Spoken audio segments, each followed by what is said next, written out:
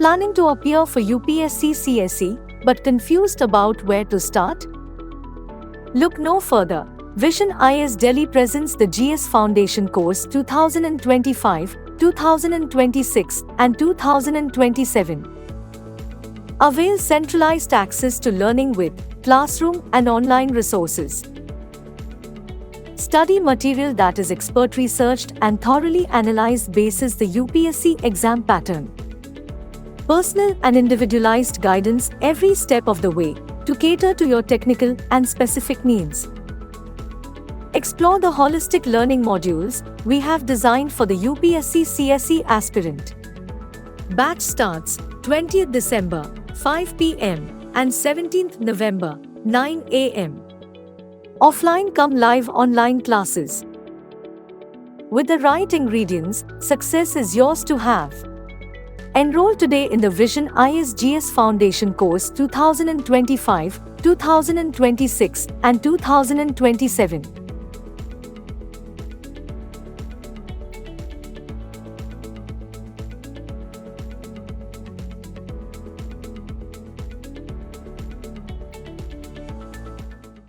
Okay, good evening class. So past 7 years of UPSC questions, prelims. Before we start, why are we doing this? You need to know first why are you doing this, then only things will make sense. Pattern of the questions. Anything else?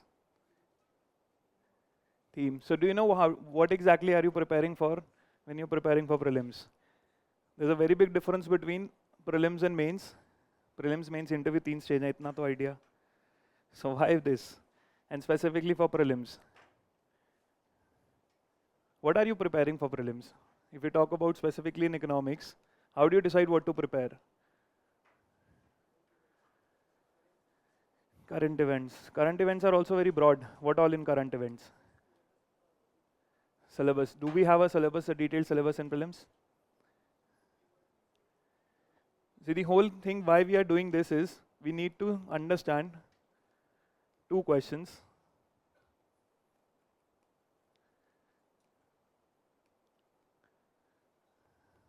The problem in prelims is that we don't have a detailed syllabus. Mains is sorted. Mains for all subject is very clear. You have a list of topics and all of the questions will have one-on-one correlation with what the topics are mentioned. So in mains, what you can do is, mains, the idea is that topic gives you what to read and how much you have to read in that topic, that comes from the previous year questions. But there, what to read has been made clear. So what you can do is you can prepare your topic wise, and PYQ is going to tell you the scope of the question. But the problem here is in prelims, we don't know because the syllabus is not at all detailed. So the only thing that helps us is in terms of what to read and how much to read is your previous year questions. And the previous year questions have a clear enough trend, what type of questions they are going to ask and what exactly is the difficulty level going to be. In the previous 10 to 12 years, the moment the syllabus was changed, this trend with respect to what questions have been asked, with respect to from where they have been asked, and what is the scope of the questions, scope of the topic, how much you have to read, has been consistent. What has changed is the way they are asking questions in terms of a statement and reasoning, and also in terms of how they have changed the statements. Now you no longer have the option of elimination, so that means both your understanding and revision has to be on point, because no longer can you eliminate one statement and get to the answer. So the whole perspective of this trend is to know what the topics are and what the scope is. You understand this, you will not face a problem in terms of what sources you have to read. Whether it is covering the newspaper or whether it is reading any other source such as the economic survey. So what we'll understand in these two classes is, we'll know what exactly the topics are and what exactly is the scope of the questions. I'll tell you till what depth we have to read each and every topic, because this is not changing. The questions they are asking on these topics and scope, how they are asking is changing, but the topics and the scope of the questions have not changed. There are roughly 16 to 18 questions every year from economics. And there's a clear division from what topics, half of the question from macroeconomics and half of the question from Indian economics. So the first point, without knowing what you are reading and knowing how much you have to read, you cannot proceed with source. One of the biggest problems we make is, since our previous education system, what we know is we always have a tendency to know just one source, and we try to read from the source that yes, this is the only thing, one book, 2 books maximum, you will get to know everything. This is not going to happen here. The preparation here, both in prelims and mains, especially in economics, has to be topic driven. And the topic understanding in prelims specifically comes from previous year questions, and in mains you have a detailed syllabus. They don't go away from the syllabus. The scope of the topic you can know from the previous year questions. But here the syllabus is more than enough to know what you have to read. How much you have to read is what comes from previous year questions. So the whole preparation for specifically for economics will be topic driven, and these topics will come from the previous year questions. So this is what we are trying to understand here. We'll discuss, since we have more time this time, so we'll discuss each and every question in detail also, knowing what the scope of the question is. Now the broader topic list which we have, we'll see one by one also. But the broader topic list since 2012, what the topics have been coming from economics, are mostly centered around macroeconomics. There are 2 branches of economics. One is macro, that is the study of aggregates, and the other is microeconomics, that is the study of individual behavior. It's mostly macroeconomics where you have topics of growth and development, measurement of growth, what is development, GDP related concepts. Then you have the topic of money. What is money? What is monetary policy? What is the concept of inflation? The concept of prices. What are the causes of inflation? What is the impact of inflation? You have the topic of government, fiscal policy. And you have the external sector, that is the external dynamics. Each and every what is the scope we'll discuss in detail, but these are the 4 broad topics out of which maximum questions come in the paper. Every year you'll find 1 or 2 coming maximum times, money and inflation and external sector. These 2 sectors mostly the questions have come in. Money concept, what is money, what is legal tender, what is money supply, what is money demand, monetary policy, what causes inflation, who will control inflation, how they will control inflation, all of these dynamics with respect to macroeconomics. And the scope of the questions in this is that they'll only understand, you'll have a basic understanding of these terms.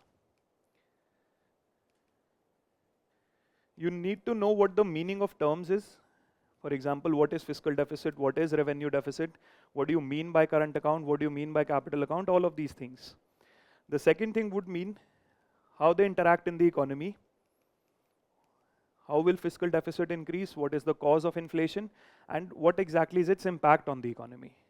So the basic understanding of the economy as a whole in terms of what do you understand by the meaning of the terms and how exactly do they operate in a society or operate in an economy.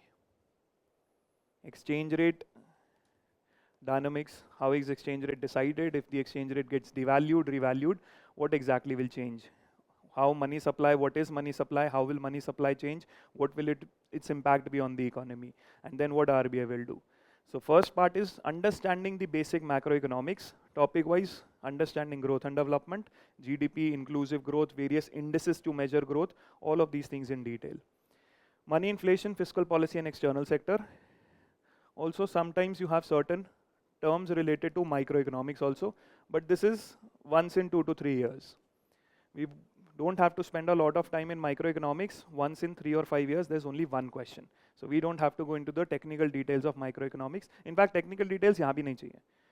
The maximum knowledge you have to have here is, the basics is your class 12th NCERT. Is level ki hi preparation chahiye. We don't have to go into the bachelor's or the master's syllabus of economics. We just need to understand what the terms are and how they work in the economy. So that means this is your source for preparation of all these topics. Topic wise, class 12th NCERT mein this has been given, and from there itself you get the maximum number of questions. If you have roughly 16 to 17 questions, 8 to 9 questions will come from this part. And this part has nothing to do with mains. This part is only important for prelims. So if you have certain components of capital account, you have components of current account, you know what is monetary policy. All of these things are not mentioned in mains. So you're not going to get an analytical question, an evaluation question in mains on these topics. These topics are prepared specifically for prelims, specifically for 8 to 9, maximum 10 questions. One growth and development, but wo bhi Indian context hai. Rest, this is only for prelims, exclusively for prelims. You're not going to have analytical or evaluation based question in mains. So if there is a topic of inflation, what are the causes of inflation? Demand pull inflation, cost push inflation. Ye mains mein 10 mark ka question nahi aa sakta hai. Because mains mein the topics are clear. You're going to get question from the topics itself. These 4 topics we prepare from the perspective of prelims also, that we have to solve MCQ. And class 12th NCERT is the base material for this. Maximum number of questions come from this. The second part from where rest of the questions come is your Indian economy. This is your mains syllabus. Main syllabus is all about Indian economy, and this is what they ask in prelims also. A lot of the topics mentioned in main syllabus are part of prelims also, but this is not part of mains. Yahan pe main syllabus part of prelims hai. In the Indian economy, first the broader growth development perspective of Indian economy. And this includes the topic of poverty, inequality, unemployment or employment trends in India. So the broader idea of growth and development in India, what is poverty, measurement of poverty, inequality, what do you understand by it, inequality in India, and employment, unemployment. Then you have the topic, the most important topic, that is Indian agriculture. Basics function, how exactly the Indian agriculture is organized, various facts on it, various policy schemes, institutions in Indian agriculture in India. When we discuss questions, you'll get a very good idea on what type of questions are asked here. Then you have the topic of industry and infrastructure.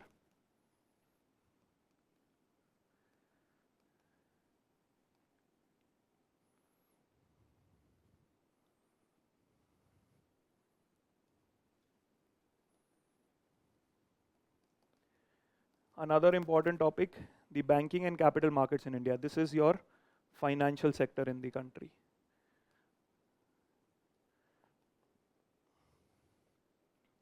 In 2016 to 2021, there was a lot of problem of NPA in the Indian economy, banking system. So maximum questions came from banking. Now that the problem has been almost solved, you have number of questions coming from capital markets. In the last 2 to 3 years, there have been number of questions coming on capital markets. What are the instruments? Inflation index bonds, INVITs. What are the constituents of capital market? All of these capital market related questions, because of banking काफी exhaust हो चुका है. You still can have questions because यहाँ पे RBI, the regulations of RBI, number of different banks, all of these things are still very relevant. So these are your broader topics which you have to cover in the Indian economy, and what type of questions come from this is, first, you need to know how the Indian economy is organized. So what exactly are the constituents or organization of all the sectors?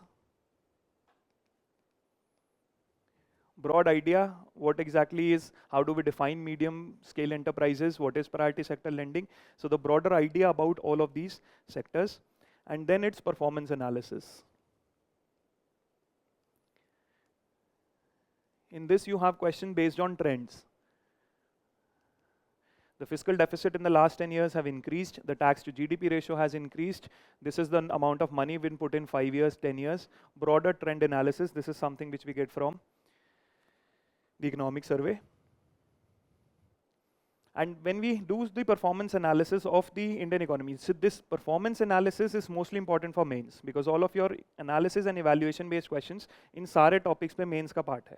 If you just read the syllabus of mains, you'll find all of these topics having the analytical part on which you have to analyze what is happening and why it is happening and how it can be solved. यहाँ पे broader trend पूछा क्या है. But when you do any performance analysis, you also find there are certain problems. Whatever problems you find in the Indian economy, there are certain solutions which are presented.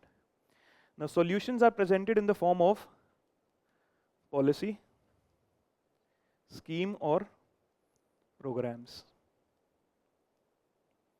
So this is one very important part of the economics paper, where the sectoral performance with respect to what exactly are the schemes, policies and programs in these particular sectors. There have been numerous questions on agriculture schemes, what is soil health card, what is National Food Security Act, National Nutrition Mission, number of questions. Same goes for industry and infrastructure. The number of schemes which are present in industry, and also to implement this policy, scheme and programs, you would have certain institutions.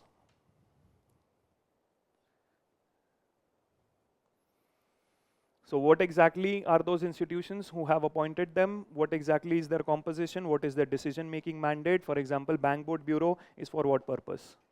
2 questions have been asked on Bank Board Bureau, one on chairman who are selected by whom, the second part they have asked 3 statement question on what the Bank Board Bureau is.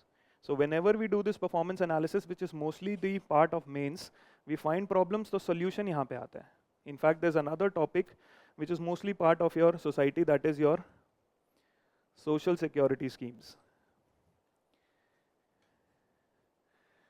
For example, pension, new pension scheme, insurance schemes, all of those are part of this.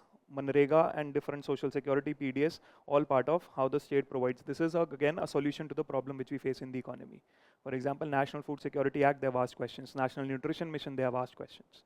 ICDS, this year there were 2 questions. One was on Anemia Mukt Bharat and the other was on Janani Suraksha Yojana. So all part of your social security schemes. Social security schemes, because there are certain problems. For example, anemia is a big problem, nutrition is a big problem, child stunting, wasting is a big problem. So unke solutions they ask here in prelims. So the broader idea is that for prelims you have half of the paper as your basic conceptual part, 8 to 9, where you don't have to learn a lot of things. Once you understand here, you just need to revise and practice. This is something where you need better coverage in terms of both the depth of the topic and also what type of questions can be asked, because this is a very wide topic, because it talks about the performance of Indian economy, not just the trends but also the solutions. Solutions memorizing is very difficult, so topic wise when we do those solutions, then it is easier to remember. This part is easier to score on. 8 to 9 questions, mostly predictable, you will be able to solve. Not a lot of learning would be required. यहाँ पे सिर्फ understanding चाहिए, यहाँ पे learning बहुत चाहिए. So half of the paper is this side, half of the paper is this side. What exactly is the depth? We'll discuss topic by topic. Is the broader idea clear? 16 to 17, sometimes 20 questions also, because a lot of times social security schemes get asked in the paper. So वहाँ पे 3-4 question इनके बन जाते हैं. So for example, we have a problem of unemployment. So to create employment, the government has various schemes. Skill mission.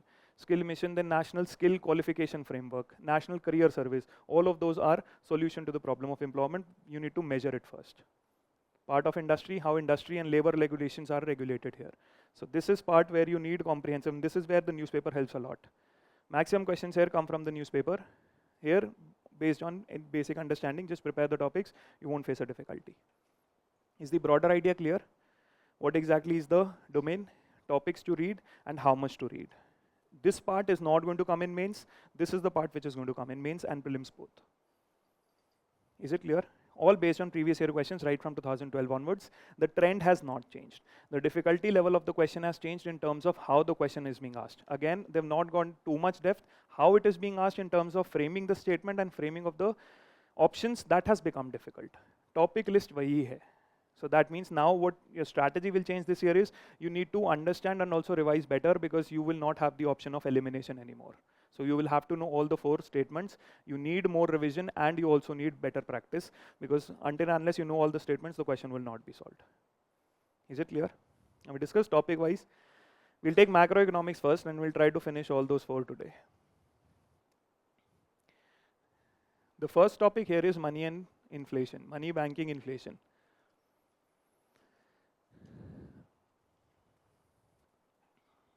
Now what are the topics, dimensions covered here? Same thing, basic understanding. But broadly, if you need to know specifically in terms of money, what topics will be covered. One is, you start with what is money and what are different forms of money.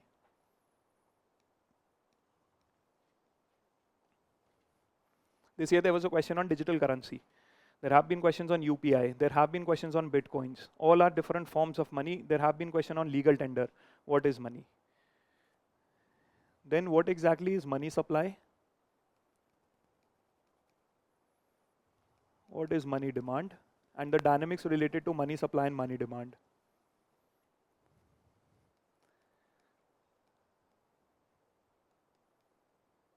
Money supply, money demand, and also the concept of money multiplier.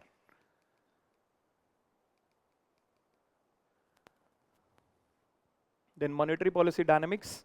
What is monetary policy? What are the objectives of monetary policy? Tools of monetary policy? Who controls monetary policy? Both India and global, everything. And also one more thing in money and monetary system is your payment systems. This is one of the parts which have been neglected a lot, but number of questions have come on this. For example, who connects the ATMs in India? What is the role of NPCI? What is UPI? What is Aadhaar Pay? What is Bhim Pay? The different money and settlement systems, unke features puche. It has a 2-factor authentication. It has a 4-factor authentication. So the payment and these are called as the settlement systems.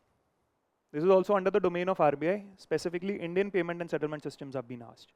Maximum questions this end, but this part also has been covered. 2017 to 19, there have been multiple questions on payment and settlement systems.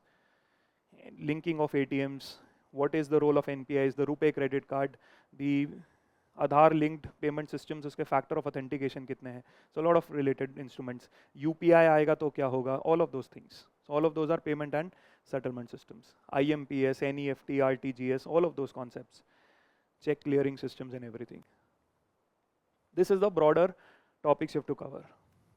Is it clear? Now let's see question wise. What type of questions have been asked here? Monetary Policy Committee. Which of the strain? This is, we'll start chronologically in topics. 2017 ka question hai ye. Monetary Policy Committee, what are the statements are correct? Now what is the concept of Monetary Policy Committee? Anyone has a broad, rough idea?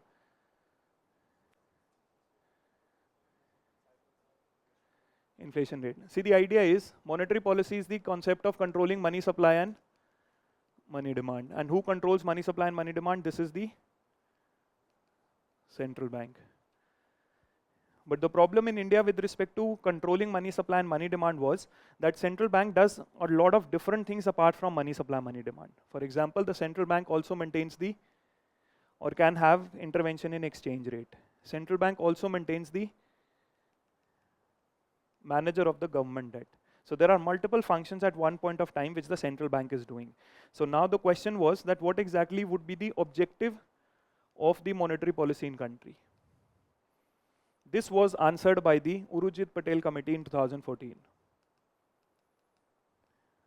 Because what the problem was, central bank is doing three things at the same time, जो तीनों interrelated हैं. अगर रुपये की supply पे control होगा तो you will also have a change in value of rupee and dollar, which will also have impact on how much the government debt is or how much the cost of debt increases. So since these all three are related, तो अगर central bank money supply, money demand control कर रहा है तो वो क्या maintain करेगा? Is it going to have stability here? It is going to have stability here, or it is going to control inflation, that is price level.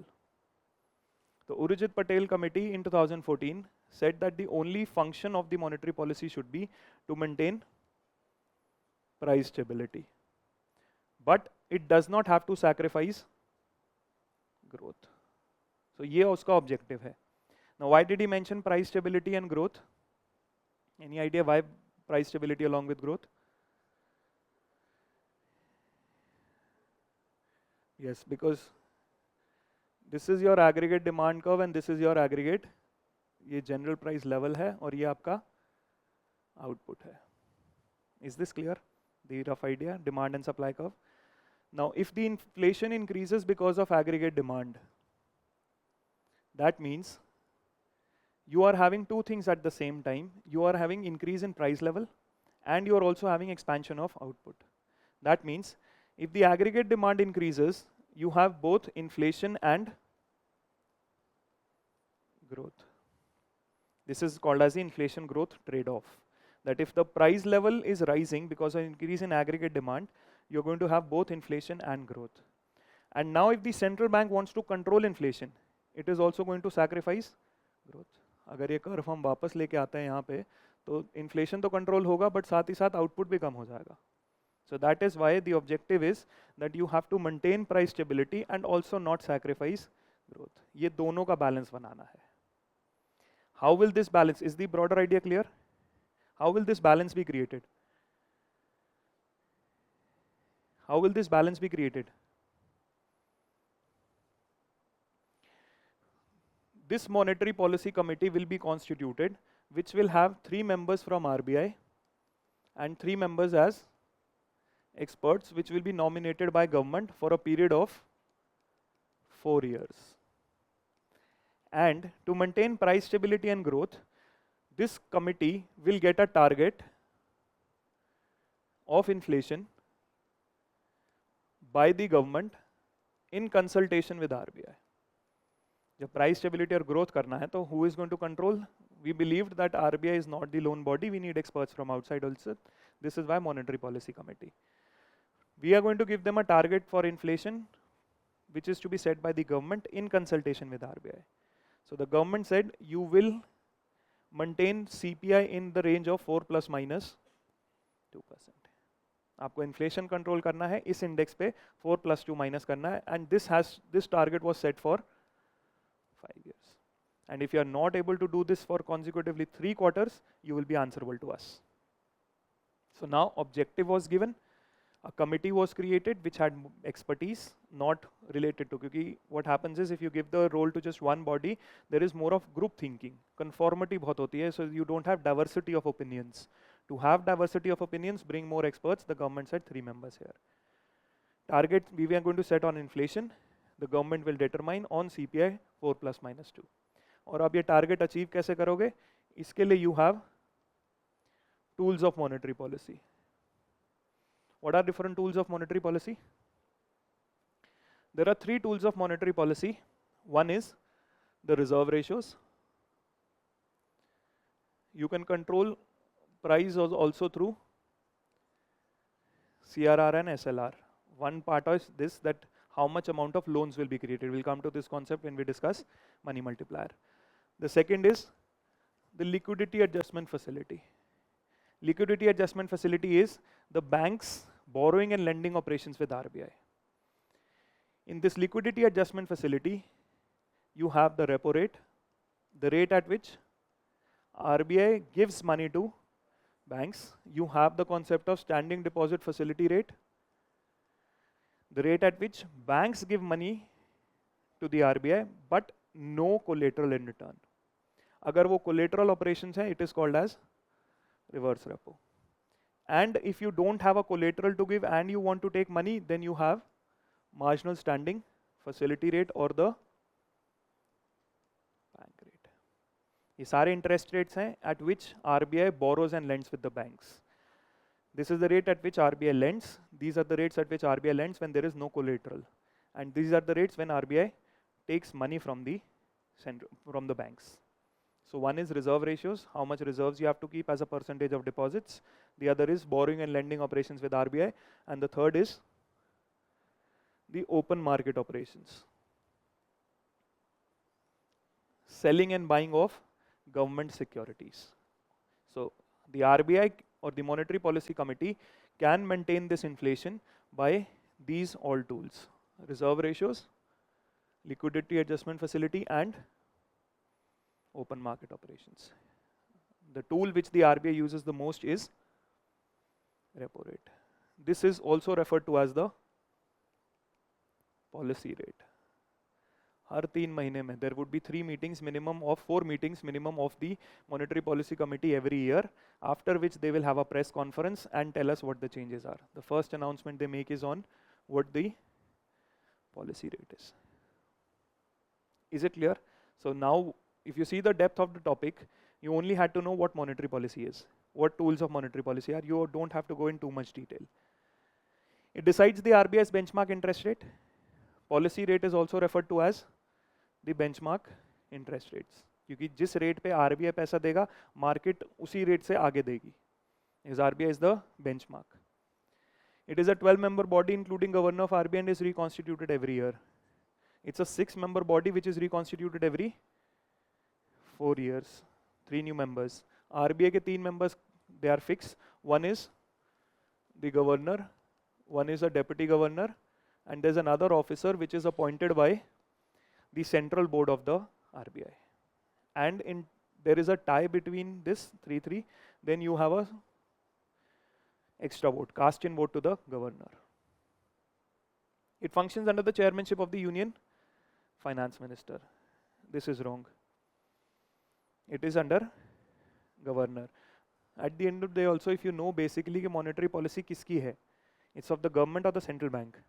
So you can get this statement from there also. Government की fiscal policy है, central bank की monetary policy है, तो finance minister monetary policy में नहीं बोल सकता है. There has to be some independence given to the central bank. Is it clear?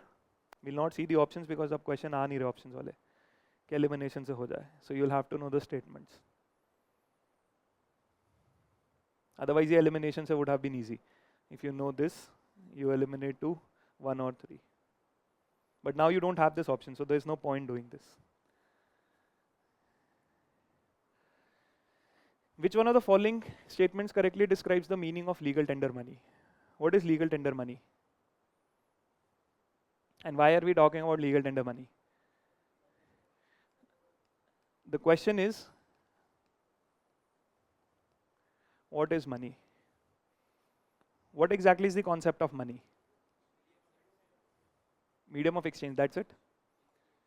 Legally accepted medium of exchange, that is it. That's the only function of money. There are 3 functions of money, or what classifies as money. One, it should be a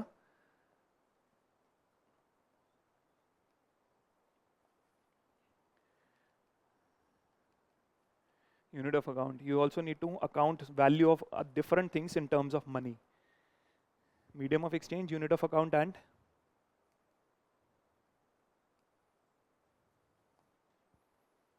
future purchases. Barter economy mein you can't do. So these are the 3 things. Anything which satisfies all the 3 conditions can be classified as money. If it is a medium of exchange, it's a unit of account and store of value. The most important factor is, even after these 3 exist, it should have certain amount of confidence or trust among the people. Because बहुत सारे units, बहुत सारे forms हो सकते हैं जो तीनों satisfy करें. But it should also enjoy certain confidence and trust, then only it will be classified as money. So this is why we first, when we moved from exchange of commodities, we moved to commodity money. Because commodity खुद की value थी. ये trust बना commodity money में because it had value. Then we moved to We're discussing the idea of money. The three functions: exchange, value, and unit of account.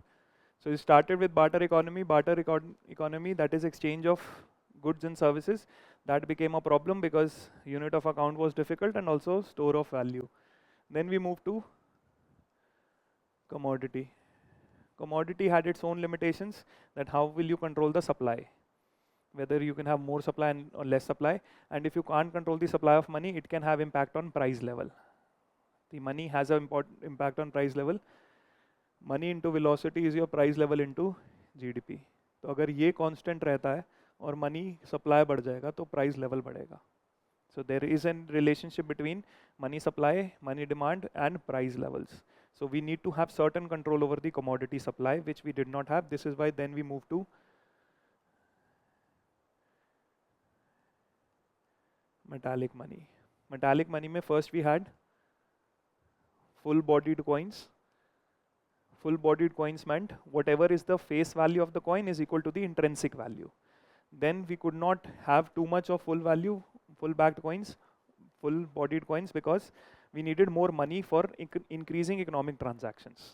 Economic transactions had to increase because of the complexity of economy, but उतना हमारे पास metal नहीं था.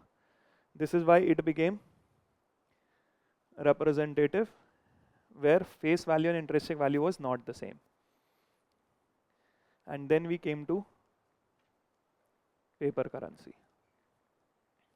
Till here we have face value and intrinsic value being the same, but paper currency does not offer that. This is why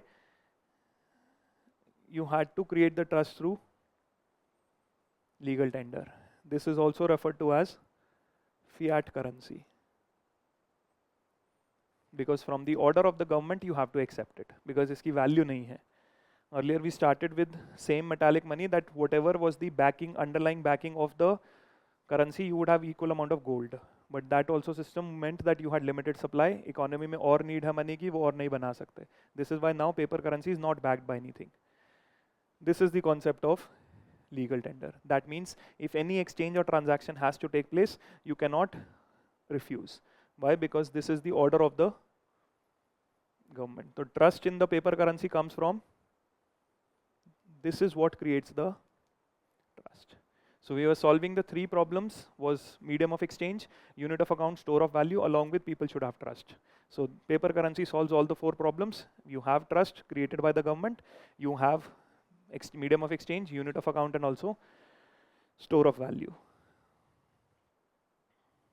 The money which is creditor is under compulsion to accept in settlement of its claims. You cannot legally refuse to take this money. And legal tender also, we have two types. One is full legal tender,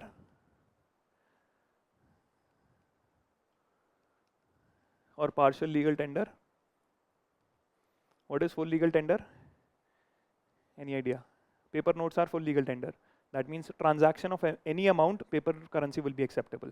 But coins are incomplete, partial, or even limited. Coins of any currency, of any denomination, maximum you can, this is limited. उससे बाद आप coins नहीं दे सकते. Paper currency कितना भी दे सकते हो. This is the idea of legal tender. So what we have, the depth of the question is, what is money, forms of money. What is the concept of legal tender? So one we had monetary policy ka basics, the other is what is money. Is it clear? Basics of a bank. Which of the following is not included in the assets of a commercial bank? What are assets? Which gives a future. Mostly it is an income. Income comes from the asset in the future. This is the idea of asset. Now if you see all the four options, this is straight away from the NCERT. Advances, that is the loans. Loans is an asset for a bank. Why? Because it earns an interest income for the bank. Deposits, this is a liability. इस पे interest देना है. इस पे future income नहीं है. This is something which you owe. So the question is asking, not included, you get the answer. Investments done by the bank also earns them income. And money and call and short notice. What is money and call and short notice? This is the interbank market, when banks lend and borrow from each other. So money given at call notice means money given to another bank for 1 day, and short notice is money given to bank for 1 to 14 days. Call and notice, short notice, that is 1 day or 1 to 14, which you have given to another bank. So us money pe bhi you're going to earn interest. Income on advances, income on investment, income on money and call notice. Deposit pe hi income deni hai, interest dena hai. This is why this is not an asset but a liability. Is the idea clear? Again, basics of money and banking. The money multiplier in economy increases with which one of the following? What is the concept of money multiplier?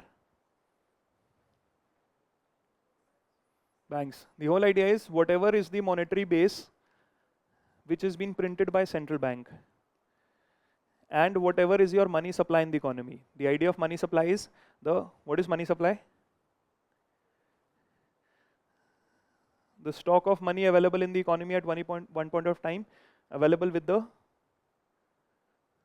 users. Bank का पैसा include नहीं होता है. Someone which can create money such as bank, government or RBI, their money is not included here. So the stock of money available in the economy at one point of time to the users of the money is referred to as money supply. The relationship between whatever the RBI prints and whatever money supply exists, this is the concept of multiplier. So jitna money supply hai, this is multiplier times monetary base. The money which is printed by the RBI gets multiplied, so multiplier times the monetary base becomes the money supply. Now how does this money multiply? This is because of the financial institution, that is deposit taking banks. And banks work on a principle of, so if you see the first three questions itself, the basic how these things work. How does money work? What is legal tender? Or how does money multiplier work in the economy, increases or decreases? So just the basic understanding of the terms.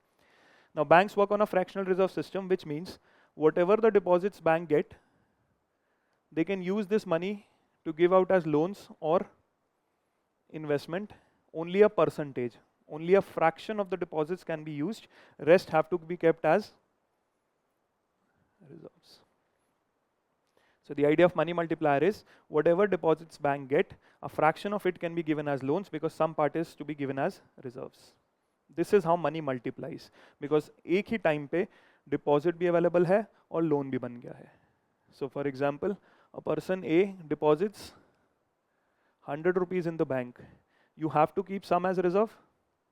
ये central bank का condition है. Reserve का the whole idea of reserve is that the central bank controls how much loans you can create through the reserve. Now reserve, say for example, is 10%. You need to keep 10 rupees aside, and the loan you can give is. So at the same time, you have 100 rupees and 90 in the economy.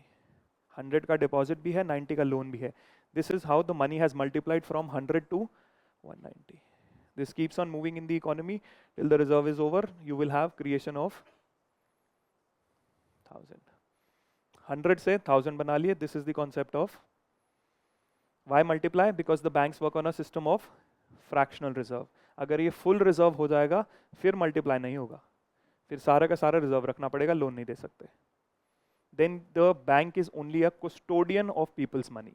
Then bank will not be able to give loans.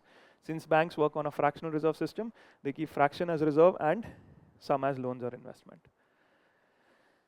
So now in what factors will the money multiplier, the question is asking, increases. That means we need to create more money in the economy. Increase in the cash reserve ratio.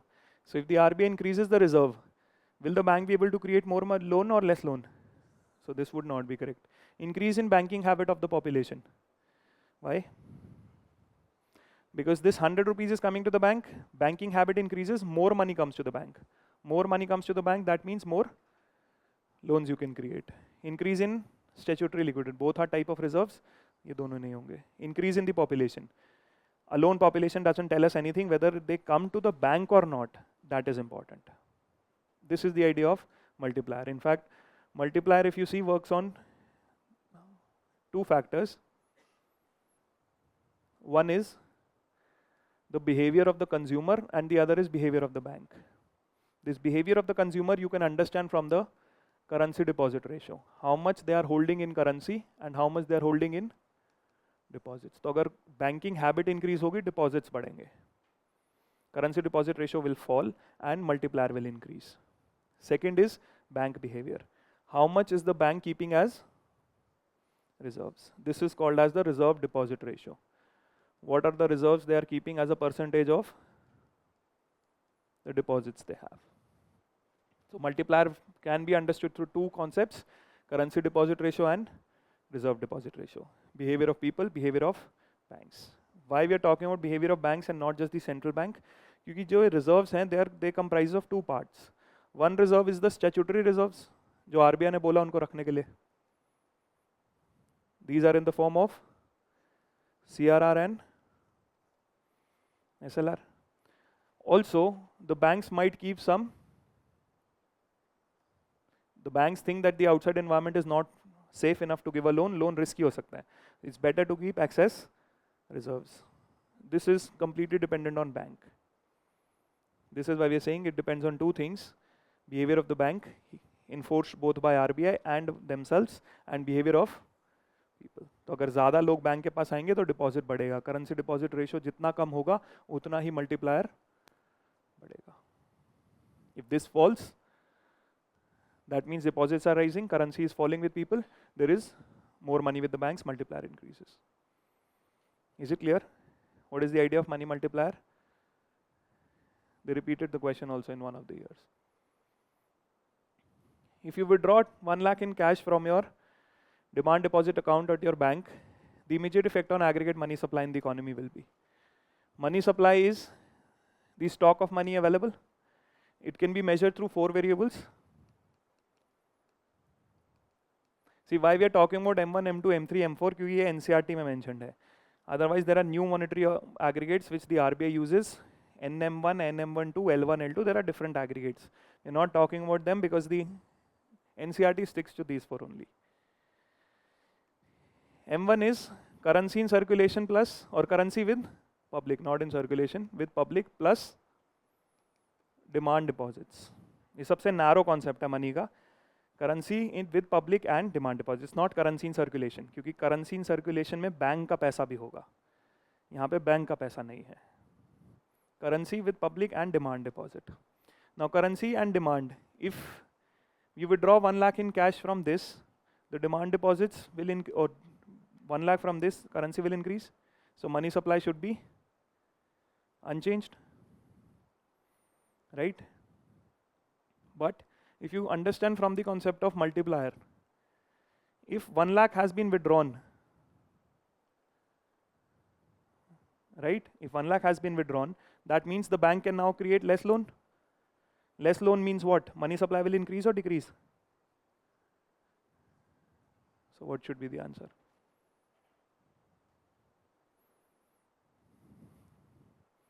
Just now we discussed money multiplier. तो अगर 1 लाख निकाल लिया, 1 लाख का bank loan नहीं दे सकता है, तो money supply will reduce because multiplier will fall. In this case, multiplier will. What should be the answer?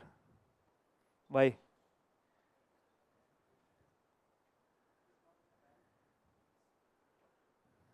So that means now in this case what has happened, bank had 6 lakh rupees in deposits.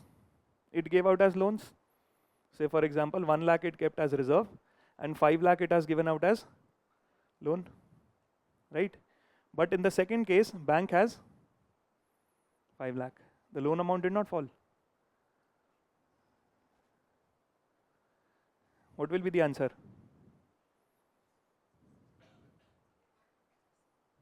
Demand deposit से नहीं, who said fixed deposit? Demand deposit ही है. Money supply तो आप किसी भी variable से count कर लो. Whether it is demand deposit or fixed deposit, things won't change. What will be the answer? Unchanged. Everybody has learned unchanged. Why unchanged? Huh? So the deposits pay, bank can give loans, whatever type of savings you have. Why? Bank can give loans on all the deposits. Why only saving deposits?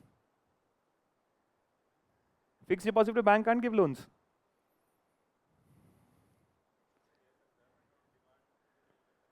क्यों? फिर bank चल कैसे रहे हैं? हाँ, तो सारे एक बार में नहीं निकालते ना, तो ये तो इसीलिए तो बैंक रन होता है. This is why banks don't have the money. This is how banks work. Money multiplier यही तो समझा. एक टाइम पे अगर सबने पैसे मांग लिए तो पैसे वो नहीं है बैंक के पास, बट एक टाइम पे सब मांगेंगे नहीं ना. The whole idea of bank run is this only. If everybody asks the money at the same time, bank will fail. Bank doesn't have that money because your money is as a loan with someone else. The point bank can function is not everybody is asking for the money at the same time. This is why the banks are stable. And this is why we have too much of regulations on banks. For example, 2 दिन पहले RBI had a regulation on unsecured loans. यही तो bank में risk है. तभी regulations हैं, तभी Basel norms हैं. All of the things start from fractional reserve. कि एक ही टाइम पे डिपॉजिट भी है, लोन भी है. So if everybody comes at the same time, you don't have that money. So this concept is not true that demand deposit पे पैसे नहीं दे सकते. बैंक सारे डिपॉजिट पे पैसे देंगे. लोन काम यही है उनका. What would be the answer?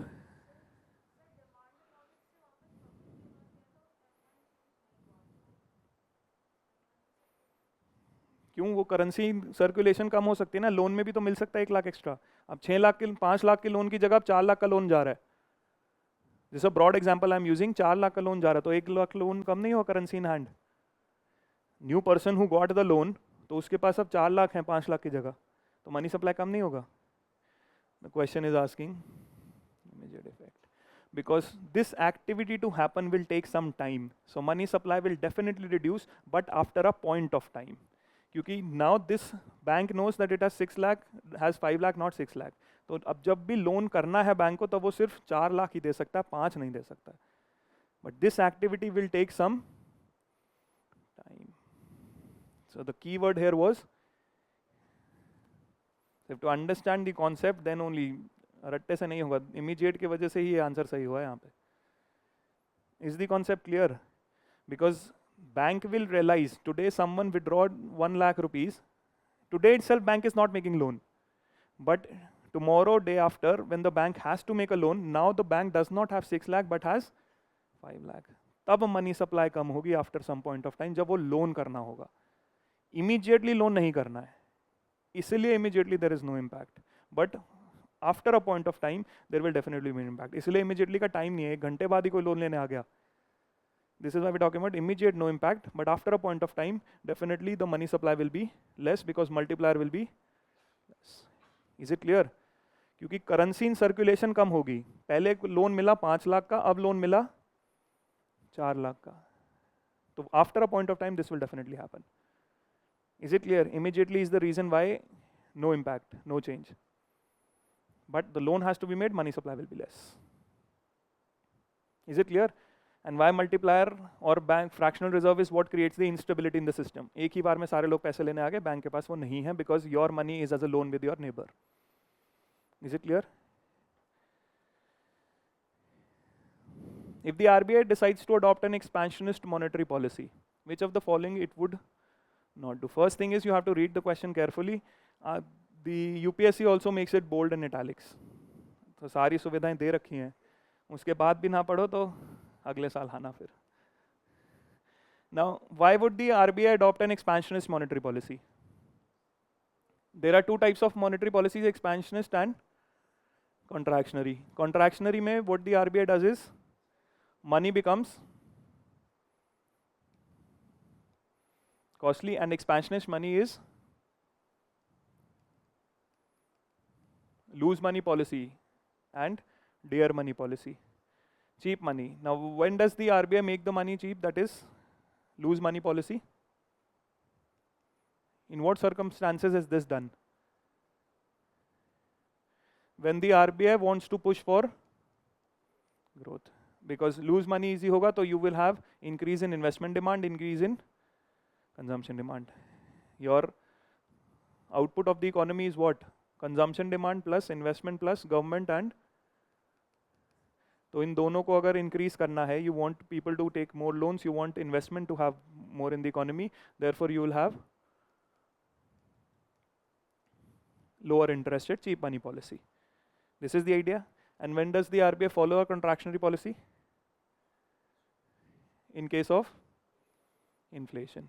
We want to control the price levels. We want to reduce the consumption demand and we want to reduce by making the money costly. Now expansionist policy है cheaper money. Cut and optimize the SLR. 3 tools of monetary policy I told you: reserves, liquidity adjustment and open market. This was first. Cut and optimize SLR. तो अगर reserves bank को कम रखने हैं, that means the bank can give out more loans. More loans would mean what? Expansion or contraction? Expansion. But the question is asking, तो ये तो नहीं होगा. Increase marginal standing facility rate. What is marginal standing facility rate? When the RBI, banks want to borrow from the RBI but don't have collateral. तो वो अपने SLR 2% use कर सकते हैं for marginal standing facility. जो भी SLR में उन्होंने रखा है 2% they can use. So expansionist में would it increase the marginal standing facility rate? No, it will not increase because this will make the money costly. We want to make the money, so it will not do this. Cut the bank rate and repo rate. Both will mean cheap policy, cheap money. This is something the bank will do, not do is the question, so not do. Answer would be 2 only. Is the idea clear? Growth and inflation. What is the importance of the term interest coverage ratio of firm in the India? So you can see money, monetary policy, just the basics, how they operate in the economy. Now what is the meaning of the term interest coverage ratio and why was this question asked? Any idea? This is related to the problem of NPAs in the country. So the economic survey found out that we have a twin balance sheet problem. पहली बार twin balance sheet came from the economic survey of that year, had a full chapter on discussion of NPS, and the twin balance sheet is what they said. What is the idea of twin balance sheet? Company face certain problem and the companies have taken money from banks. तो वो problem shift हो गई है. Companies की problem balance sheet की वो banks की balance sheet की problem हो गई है because companies can't pay money. How did they know that companies have a problem? He studied the interest coverage ratio and said most of the companies in India are IC1 firms जिनका interest coverage 1 से कम है या 1 है. Most of the firms are this, जिनकी वजह से banks में problem है. NPA problem ज़्यादातर in IC1 companies से है. IC is interest coverage is how much of earnings you have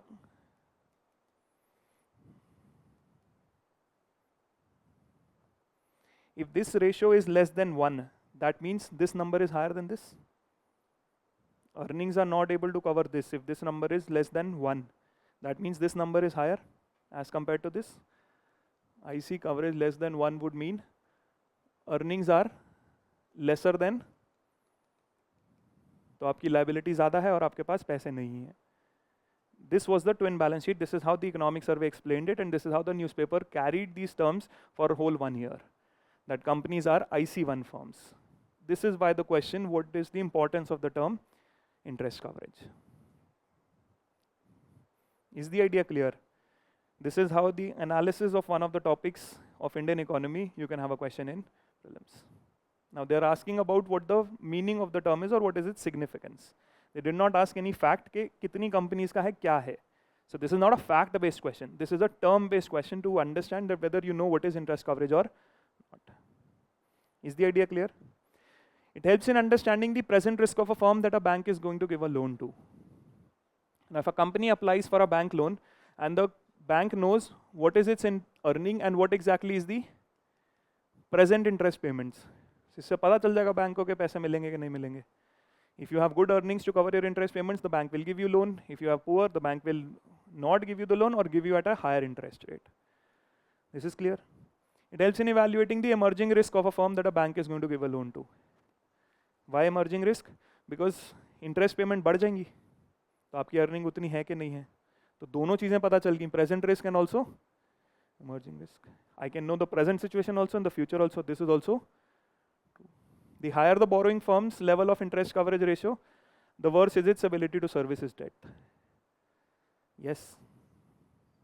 Read it again. अगर higher है interest coverage ratio, that means this is not less than 1 but more than 1, higher. If this ratio is higher, that means I have good earnings as compared to, that means it is worse or better. There's no hurry to solve the question in prelims. You prepare for 1-2 years, take your time, read the question carefully, then answer. In fact, this was the easiest statement out of the 3. It's just interest upon earnings upon interest. So अगर earnings ज़्यादा होंगी interest से, that means it's better to service. So answer would be. Is the idea clear? How from an analytical topic in the current affairs, you get a term related question. You just tell us what is interest coverage ratio or what is the significance of the term. This is 2017. Before 2017, they just used to ask interest coverage has been mentioned in context of what? They've increased the difficulty level and asked the meaning of the term, its application in the economy. Is it clear? Just the term. So if you have certain terms in the newspaper, you just need to understand what the term is. You don't have to memorize the fact कि कितनी companies का है, क्योंकि interest coverage banking आपका mention नहीं है main syllabus में. So you're not going to have a dedicated question on banking, but you need to understand the financial system to write about growth. So your analysis will carry banking, but it will not be a full-fledged question because there's no mention of the word banking. Prelims में it will definitely have a question because this is based on understanding of the economy, macroeconomics at large. What is your interest coverage ratio? Earnings upon interest payment. अगर ये ratio की value high है, what does it mean? That I have more earnings as compared to interest payments. Now, is it easier for me to service the debt or difficult for me? Huh? It is easier for me to service the debt here. Is it clear? It's easy, not worse. Terms like these are mentioned in economic survey also. The same question repeated, money multiplier increases with which one of the following?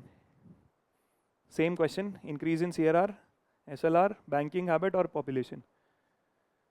Banking habit. Reserves बढ़ेंगे तो it will not increase, it will decrease. Which one of the following activities of Reserve Bank of India is considered as part of sterilization? The important thing here is, what is sterilization? What is sterilization? In fact, this is related to dollarization also. Indian Express is discussing this every day. What is sterilization?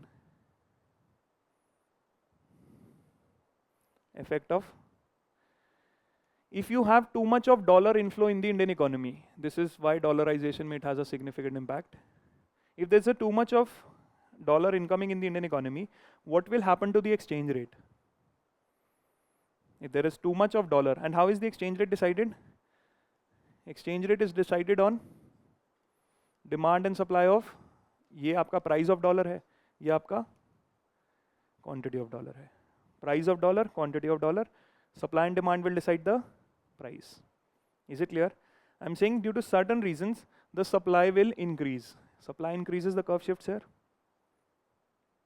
If this increases, what will happen to the exchange rate? Exchange rate appreciates or gains in value. And what exactly is the cause of or impact of appreciation on the Indian economy or in any economy? Its impact on exports. Exports will increase or decrease?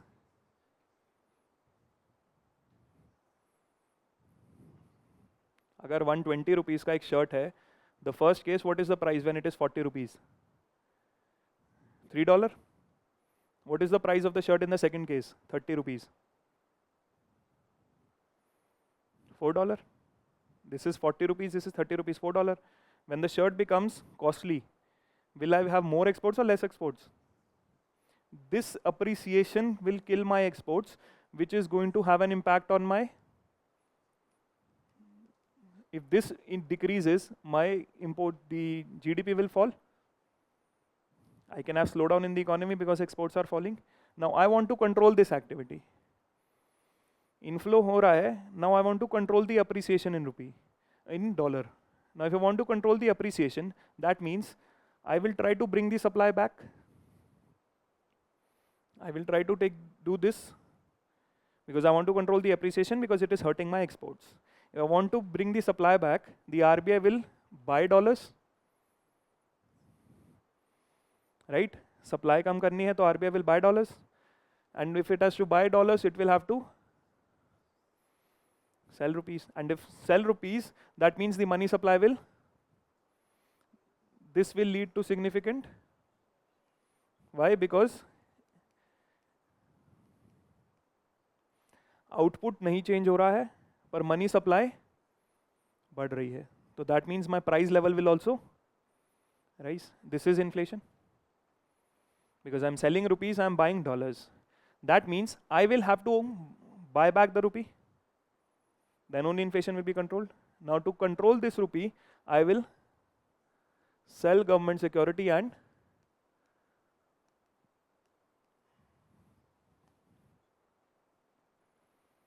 this is referred to as dealing in government security is referred to as open market operations. Buying and selling of government securities by the central bank is referred to as open market operation. Is it clear? And why it is being talked about in terms of dollarization? If India also allows free capital flows, right now India is not allowing this because we have limitations of convertibility on capital account. अगर India ने capital flow allow कर दिए तो ये appreciation के pressures हो सकते हैं, जिसकी वजह से आरबीआई को स्टेरिलाइजेशन करना पड़ेगा. Is it clear? And sterilization has a cost involved. Because when the central bank will sell this government security carries an interest rate. That means now you have to pay interest rate on them to absorb the dollar, क्योंकि जो आपने dollar खरीदा है इस पे आपको कोई return नहीं मिल रहा है, बट जो आपने बेचा है उस पे आपको रिटर्न देना है. This is called as the fiscal cost of sterilization. Why do we call it as a fiscal cost? Because this cost is borne by the government. Government pays the interest on it from its budget. This is called as the fiscal cost of sterilization. It has to be done to sterilize the excessive amount of dollars because it can hurt the exports. Is the idea clear? What is sterilization? This is the question asked this year, 2023. Open market operations. Open market operations are nothing but RBI dealing in government securities. The buying and selling of government securities is referred to as open market operations. We had reserve ratios, open market operations, and liquidity adjustment facility. Reserve ratio में आपको loan creation था. Second was how much money you can borrow and deposit to the RBI, and the third was buying and selling of government security. This is open market operations. Is it clear? Again, you can see the difficulty level of the question just asking the term. Sterilization is related to what? You don't have any technical details here. With reference to central bank digital currencies, consider the following statement. It is possible to make payments in digital currency without using US dollar or SWIFT. What is the SWIFT system? It's a messaging system for transaction between the banks. So if you have a central bank digital currency, you can directly make payments without this. And why this question was asked? What is the reason for asking this question? Not Russia. Because there was a concept note given by the RBI on how we can introduce the central bank digital currency, or pilot form mein some part has already been started. Last year there was a concept note given by RBI कि CBDC क्या है और किस type में हम introduce कर सकते हैं. So there they mentioned all of these things, that it can be used without dollar, it digital currency can be distributed with a condition program such as time frame for spending it. इस concept note में ये सारे ऐसे features उन्होंने discuss किए. Whether this should be a retail form or wholesale form, whether it should be directly given by the RBI by having account of people with the RBI, or it should be an intermediate form where you are going to give it to the banks and banks are going to deal in central bank digital currency. So all of these things, dynamics were discussed in the concept note given by the RBI, was covered by the newspapers. Current affairs mein this was covered. Answer here is both 1 and 2. Features उन्होंने सारे discuss किए थे. This depends on the central bank whether they want to adapt it or not. Question is can be. Is not necessarily that it will be, it can be. This is what they had discussed in the concept note. Form of currency. Is it clear? Next is inflation. Same thing, price level. What is inflation? The cause and effect of inflation. The topics inflation mein what they cover is, what is inflation? The different types of inflation. Causes of inflation, impact on economy, control of inflation,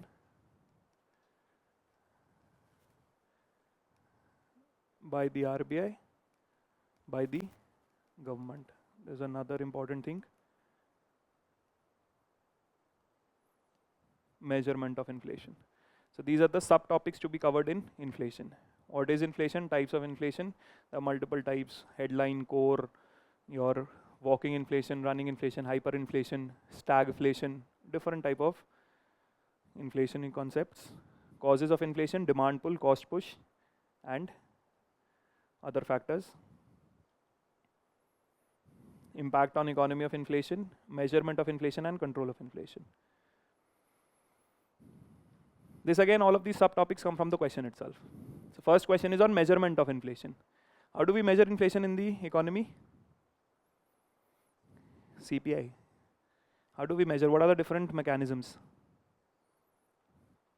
For that we create several index. The inflation is nothing but we want to measure the average price level. And in the economy there are two important economic actors. One is producer and the other is consumer. So from the perspective of consumer, we want to measure the inflation. So what we do is we construct an index. This index is referred to as consumer price index. How exactly do we construct an index? First, you need to find out a basket of goods and services which consumers use. And this basket, not every good is important or significant for the consumers. There are some goods which are more important as compared to the others. This is why we will assign weights to the goods and services. हमने एक basket बनाई जो use करते हैं, सारे उतने important नहीं है, significant नहीं है, तो weights assign किए. The goods which are mostly consumed or more significant, higher weight was given. And how did we assign the weight? We saw the expenditure as percentage of total expenditure. तो जिस चीज पे ज़्यादा खर्च हुआ उसका weight ज़्यादा हो गया. Is it clear? We want to measure inflation price level. तो first consumer में क्या basket उन्होंने की use और क्या weights हैं based on expenditure. How much expenditure they did on the item showed us the significance of that item. So if food had a more weight, this means more weight to the or more expenditure was made on food as compared to the total basket. This is the idea. Now I can compare it with base year. Prices in the base year, prices in the next year. Comparison will be giving me the average price level, the change in average price level. And change in average price level is nothing but rise in price level is inflation. So across a base year I can measure the changes. Same thing with producer. But since producer level pe we don't have very good amount of data collection, we use a proxy, that is producer wholesale level पे बेचेगा, wholesale जाएगा retail पे, retail से consumer पे. तो consumer retail level CPI, but producer data collection is not good. This is why we don't have producer price index, but we have wholesale price index. Same thing I'll do here, basket. I will have weights depending on how much. Now when we are talking about producer, we will not talk about expenditure, but we will talk about production numbers. जिसका ज़्यादा production weight has compared to basket, उसका weight ज़्यादा होगा. And then I will compare it across a base year. After 5-10 years, my basket can change. Then I will revise the basket. But जब तक revise नहीं हो रही, हर साल हम इसी basket पे measure करेंगे. Right now GDP measurement में इंडिया की यही problem है कि basket दोनों की revise नहीं हुई है. This is why GDP measurement has a problem, because हम deflate नहीं कर पा रहे. क्योंकि basket revise नहीं हुई और base year भी revise नहीं हुए. Is it clear? What is the measurement? Weightage of food in consumer price index is higher than in wholesale price index. Weightage was dependent on the significance. Where does food have more significance? In production, would food have more value or in expenditure? Although this is a fact, but if you don't remember the facts, if you understand the concept, you should be able to do this question. The idea of weight was expenditure जिसका ज़्यादा है उसका weight ज़्यादा है, जिसका production number ज़्यादा है उसका weight ज़्यादा है. तो यहाँ पे food ज़्यादा होगा production number में या expenditure में? As from the perspective of consumer or producer, which will have more weight? Consumer. क्योंकि यहाँ पे तो manufactured goods, primary articles, उनका weight ज़्यादा होगा कि production number value में उनकी बड़ी होगी. Primary products such as raw material or even your manufactured goods have a weight of 65%. Because उनकी value ज़्यादा होगी. यहाँ expenditure consumer mostly spends on food. Food has higher weightage in CPI as compared to WPI. WPI does not capture changes in price of services which CPI does. See, this is based on our construction. हम यहाँ पे basket में services include नहीं करते हैं, यहाँ पे करते हैं. This is a fact which we do, so this is true. RBI has now adopted WPI as its key measure of inflation. It's WPI, it is. And CPI also can be of two types. One could be headline and the other is core. What is the difference? Headline includes all items. Core includes, it will remove the items which have volatility. Items are removed. That means core has non-food, non-fuel. Food और fuel prices में ही ज़्यादा volatility होती है और food और fuel prices RBI control नहीं कर सकता है. This is why not included core. But RBI targets CPI headline. It doesn't target ideal measure core है, but RBI since consumer face headline they will target CPI headline. Is the idea clear? It's not WPI but CPI. Basics of inflation measurement in the country.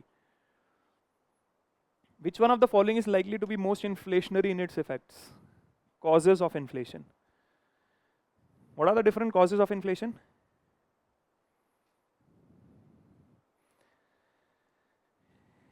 This is your average price, general price level, and this is your output. This is your aggregate demand and this is your aggregate supply. Increase in aggregate demand or fall in supply, though both will lead to increase in price. So one is demand pull, the second is cost push. These are the two major factors. Apart from this, you have another, that is quantity theory of money, where if money supply increases and output doesn't change, the price level will rise. These are the two major causes. इसके लिए administrative reasons also for inflation, but these three are the major ones: demand pull, cost push, and quantity theory. Now, repayment of public debt. What is repayment of public debt? That means the government has paid the money back. Borrowing from the public to finance a budget deficit. This is government borrowing, and borrowing from the banks to finance a budget deficit. In both these reasons, you will have government expenditure increasing. Even this also, the government expenditure is increasing because asset has been paid. Now, government expenditure increasing will lead to aggregate demand, increased demand push, and creation of new money to finance deficit. Out of the four, which will have the highest? All of the three are leading to government expenditure increase. This is leading to new money.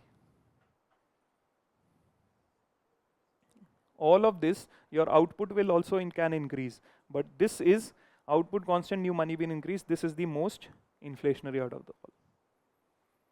Because यहाँ पे same money supply में ही you are increasing the expenditure. यहाँ पे money itself new is created. So the most inflationary out of the one would be creating new money, that is money supply is increasing. All three, money supply is not increasing. Is it clear? This is within the same money you are using from one actor to another. यहाँ पे आप money new create कर दिया, इसकी वजह से सबसे ज़्यादा inflationary would be this. With reference to the Indian economy, demand pull inflation can be caused by which of the following? Demand pull inflation is because of increase in aggregate demand. Aggregate demand would mean these increase in this. Expansionary policy. Expansionary policies means what? Expansionary policy by government or RBI means what? Government expansionary policy means expenditure is rising. RBI expansionary policy means interest rates is increase or decreased, right? Expansionary mean this, rising interest rates. So either this is correct or this is correct. So this can be not correct. Fiscal stimulus. What is fiscal stimulus? Excessive increase of government expenditure, and also the government can reduce its tax. Both of them are demand pull. ये चारों factor increase होने चाहिए. Demand pull is nothing but this increase in aggregate demand, जिसकी वजह से you are having an increase in price level, and when it increases in aggregate demand, your output is also rising. This is demand pull. ये चारों demand factors हैं: household demand, firm demand, government demand, and export demand. Is this clear? ये increase हो रहा है. तो expansionary में government is increasing. These can also increase because interest rates are higher purchasing power.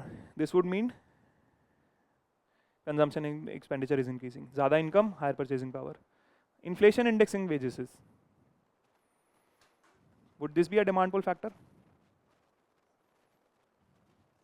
Why? That means your wages are being increased as opposed to inflation. How do you know that more demand will be created? उतना ही increase हुआ जितना inflation हुआ है. तो आप पहले 5 kg खरीद रहे थे sugar, now 5 kg sugar was 30 rupees per kg. Now it is 60 rupees per kg. But आपकी wages भी उतने level पर बढ़ गई. तो आप 5 kg ही ले सकते हो, ज़्यादा लोगे. So this means this is increasing my cost for the producer, but demand might not increase. Because we don't know how much of inflation is covering the wages. तो demand change नहीं होगी. But producer के side से तो उसकी cost बढ़ गई. कि producer को ज़्यादा wage देनी पड़ी. This is a cost push factor. Is this clear? Inflation index waging is a cost push factor. Rising interest rates cannot be the answer. So answer here would be 1, 2 and 4. Is it clear? 1, 2 and 4. You eliminate 5, you also get the answer. Question was easy because rising expansionary और ये दोनों साथ में नहीं हो सकते. तो eliminate करो 5 answer आ जाता. But again elimination you don't. Is it clear? You need to know everything now. You can't take the risk. A very good question. इसमें भी elimination है. With reference to the Indian economy, if inflation is too high, RBI is likely to buy securities. This is open market operation. अगर inflation high है, RBI security buy करेगा, sell. Sell, why? Because it wants to control the. ये कम होगा तो ये भी कम हो जाएगा. तो money supply हमें कम करनी है. That means I have to sell and absorb the rupee. So this is, if rupee is rapidly depreciating, RBI is likely to sell the dollars in the market. That means this is the value of rupee to dollar. This is quantity of dollar. Value is falling. When the value is falling, the RBI will increase the supply or decrease the supply. That means किसी factor की वजह से, wait, I'll do it again. Due to certain factors, say supply has been reduced, जिसकी वजह से the rupee has depreciated. Rupee was 50, rupee went 70. Now if the RBI wants to prevent the depreciation, the RBI will increase the supply. It is going to bring the dollar here. How will it increase the supply? By selling or buying dollar? It will. If the rupee is rapidly depreciating, the RBI is likely to. Is this clear? And why is the RBI selling dollars?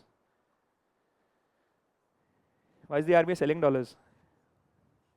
Why? Why appreciate? हाँ? क्यों?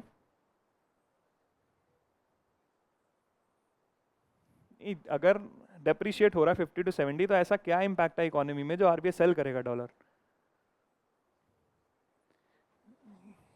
Depreciate हो रहा है तो exports के लिए better है, right?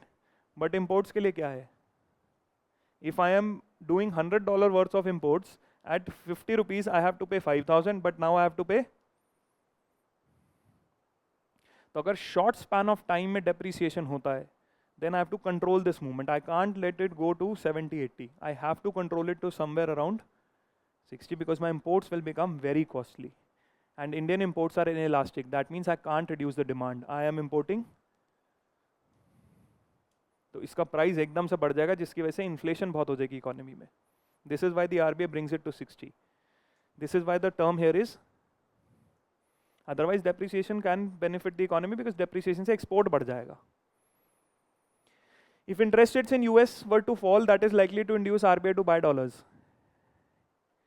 If the interest rates in US will fall, interest rates in US with respect to India are falling. So this will lead to inflow of dollars in India or outflow? Falling interest rate in US. Inflow. That means money will come here, better interest rate. If there is too much of dollar inflow in the Indian economy, what will be the impact on exchange rate? The exchange rate will उल्टा हो जाएगा. The exchange rate will appreciation will kill my. To control this activity, what will the RBI do? Buy and, but this selling rupee became a problem, inflation. So therefore I will buy rupee and sell. If interest rates in US, that is likely to induce RBI to sterilization. Sterilization is the reason why it is going to buy. So would be correct. Is the idea clear? This elimination would have been easy if you know this. This is wrong, you only have the option 2 and 3. Is it clear? But now you don't have it though. Again on money and monetary policy. In the post-pandemic recent past, many central banks worldwide had carried out interest rate hikes. Now this is a statement of fact. Did the central banks world over carried out interest rate hikes? Why?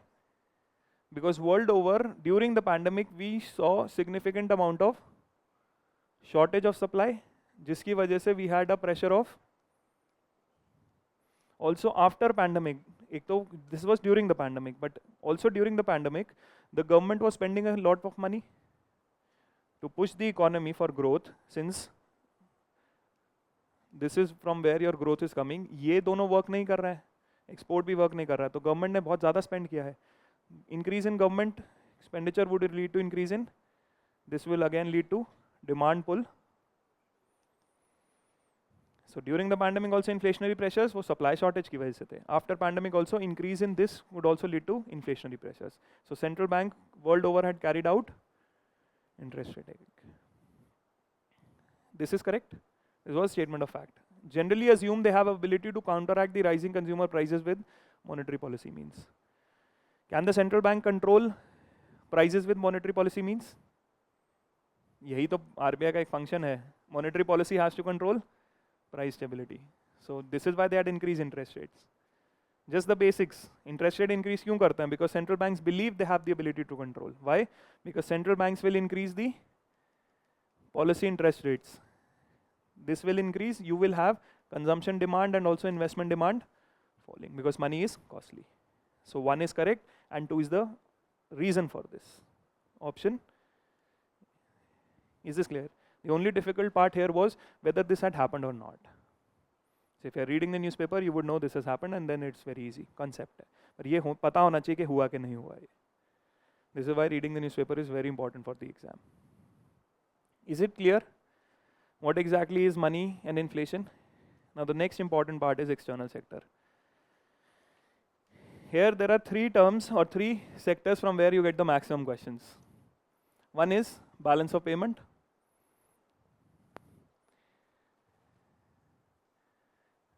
In this you have the components of balance of payment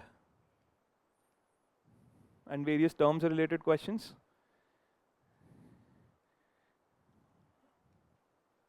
Determination of exchange rate and also impact of movement of exchange rate.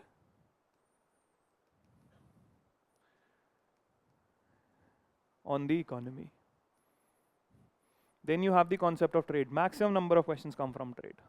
The Indian trade dynamics, trade agreements, various agreements, the Indian trade profile,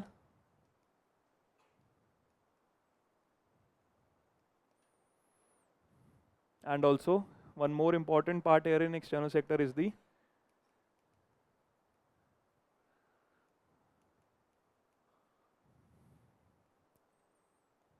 their programs,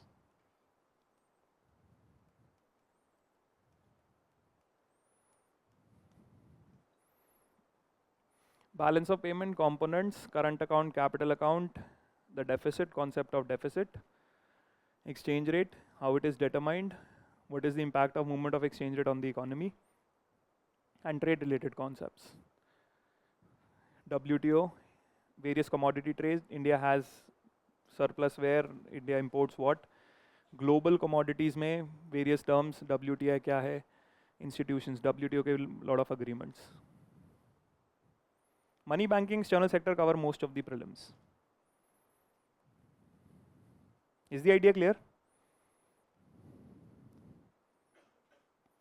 In context of India, which of the following factors are contributors to reducing the risk of currency crisis? So impact of exchange rate or exchange rate determination. What do you mean by currency risk?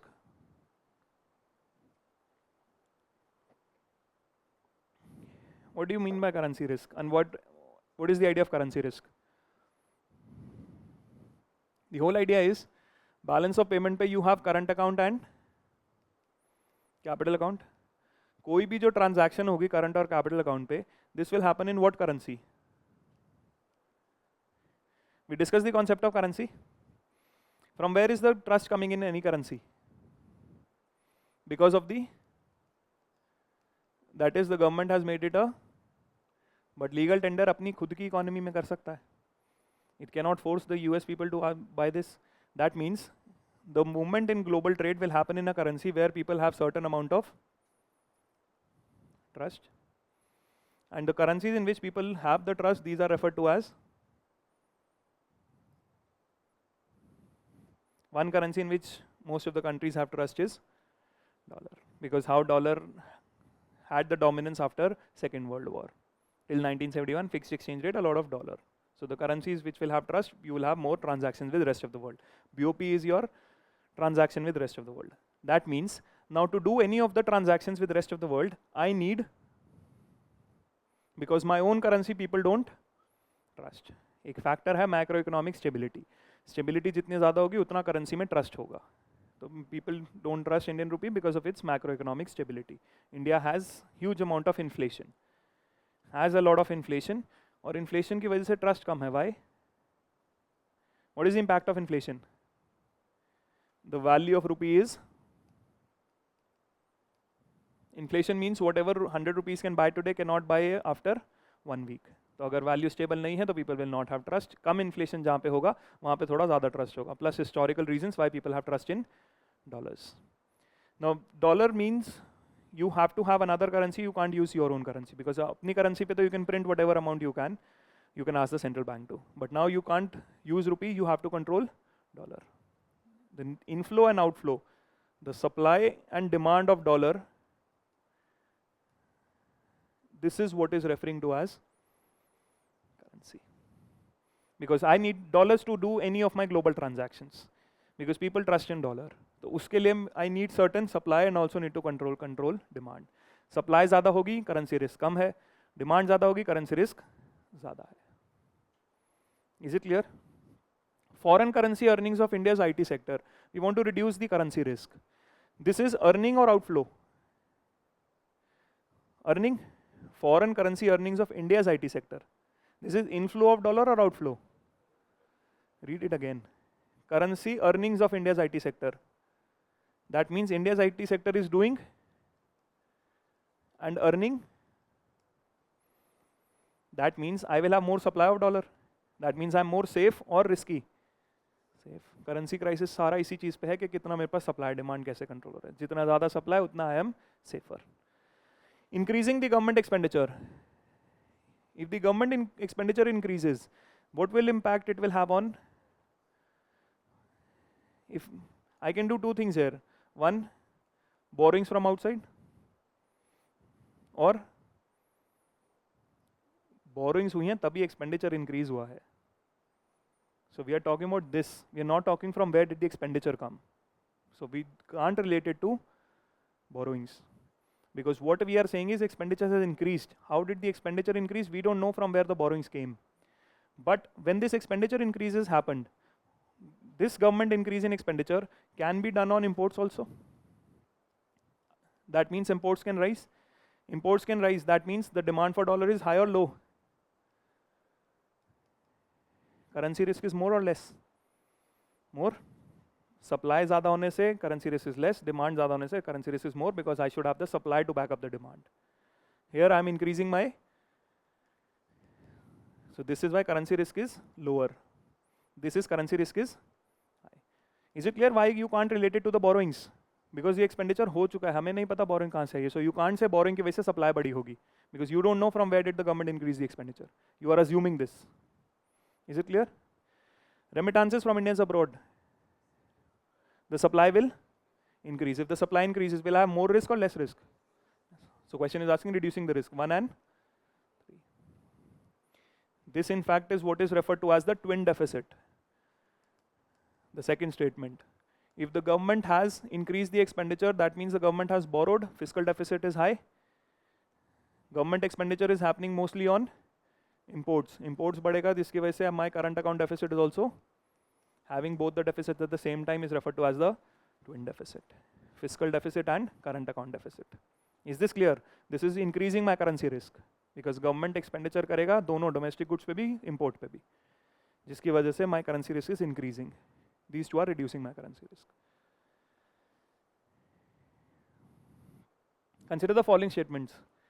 Purchasing power parity, exchange rates. What is the theory of purchasing power parity?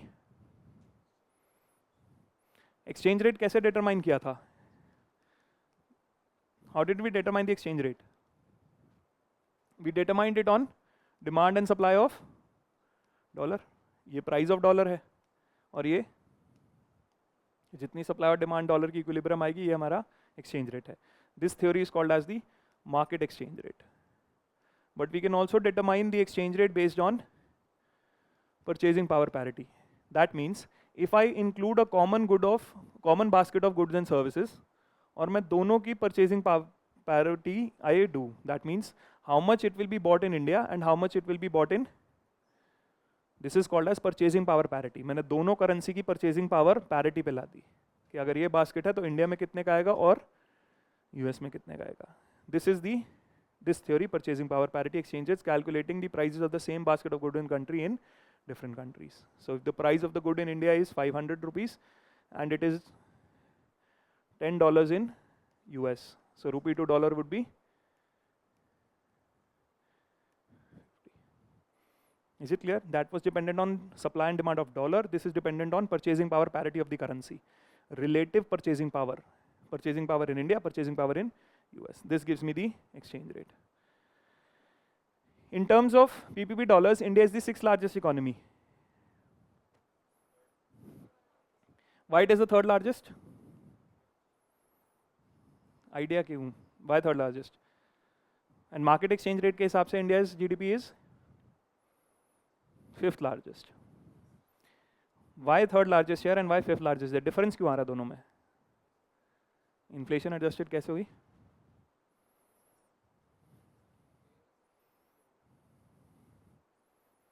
So what would be the impact of inflation adjusted?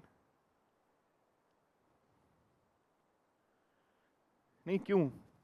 मान लिया inflation, तो inflation से क्या हो रहा है? Any reason why the India is 3rd largest here and 5th largest there? If you compare the power PPP exchange rate and market exchange rate, this exchange rate will be overvalued or undervalued. तो अगर market exchange rate हमारा 70 है, तो ये 50 होगा या 90 होगा? Why it will be overvalued rupee? Consider how are we calculating the value here? It will be 50, lesser. Rupee value will be stronger under purchasing power parity. Now purchasing power parity में we are comparing it on a basket of good and service. Let us compare the price of certain services. Services will be cheaper in India or in US? India. That means this value will always come out to be low. India rupee will be stronger. क्योंकि ये सस्ता मिल रहा है तो यहाँ पे price ज़्यादा नहीं होगा, यहाँ पे प्राइस ज़्यादा होगा. That means the value of rupee will be stronger. Now if my rupee terms में my GDP is 350 rupees. What is the dollar GDP in this term? $7. And dollar GDP in this. GDP in PPP will always come out to be higher because rupee is overvalued. GDP in market value will always be lower because it is at the right supply and demand dollar. यहाँ पे rupee value is less, यहाँ पे rupee value is more. So when I calculate the GDP in dollar terms, my value will be coming at PPP more because इसका value कम है rupee का. इसलिए 3rd largest है यहाँ पे और 5th largest है यहाँ पे. 7 is more than 5, right? So 3rd largest. Because India के goods हमेशा basket of goods and services पे these things will become cheaper in India as compared to US. So the rupee will always be overvalued here in PPP terms as compared to market exchange rate.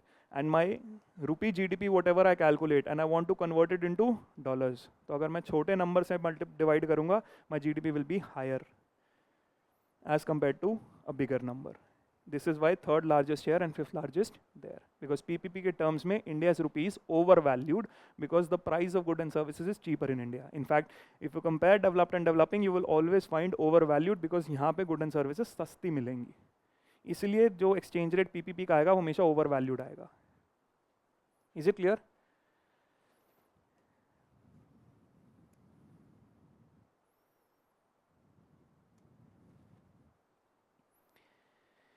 Which one of the following is not the most likely measure to stop the slide of Indian rupee?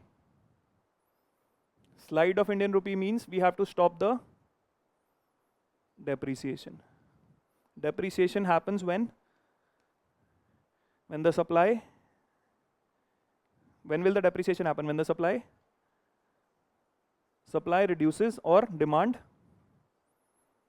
increase.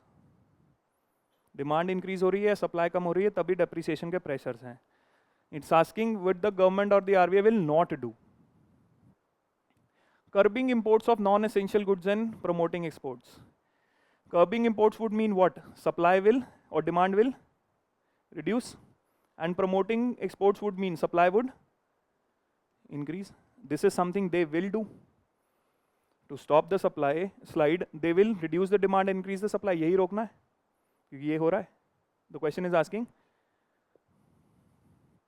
encouraging Indian borrowers to issue rupee denominated masala bonds outside. What are rupee denominated bonds? Companies are borrowing in rupees from outside. They are not borrowing in. Now how will this help? If the company is borrowing in dollars, they will have to make the interest payment or the principal payment in dollars. This will mean what?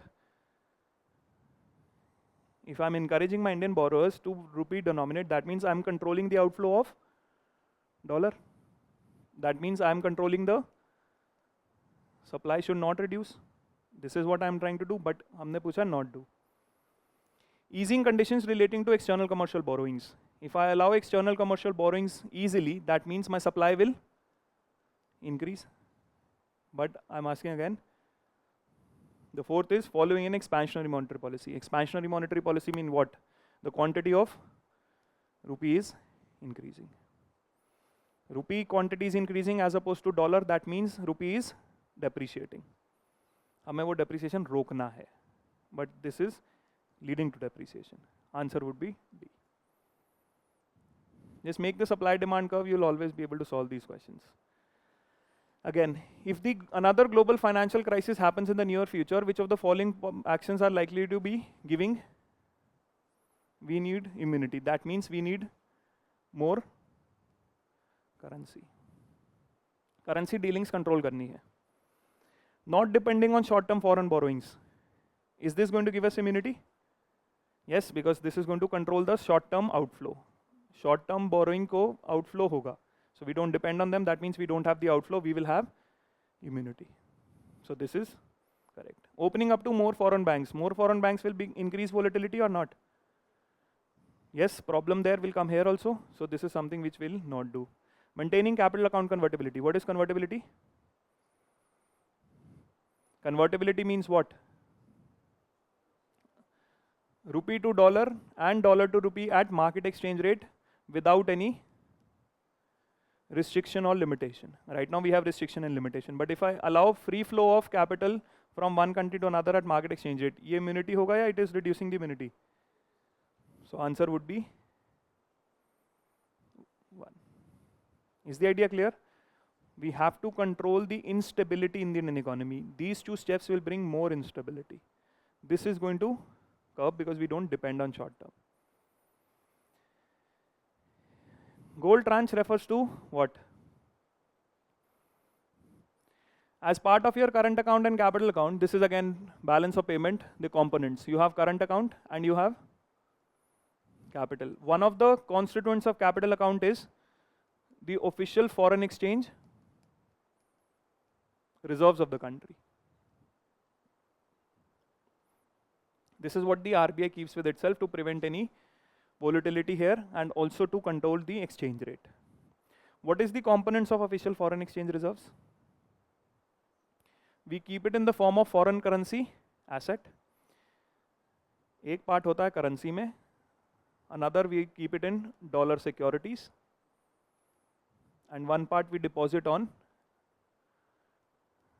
central bank of other countries, and also we deposit on commercial banks.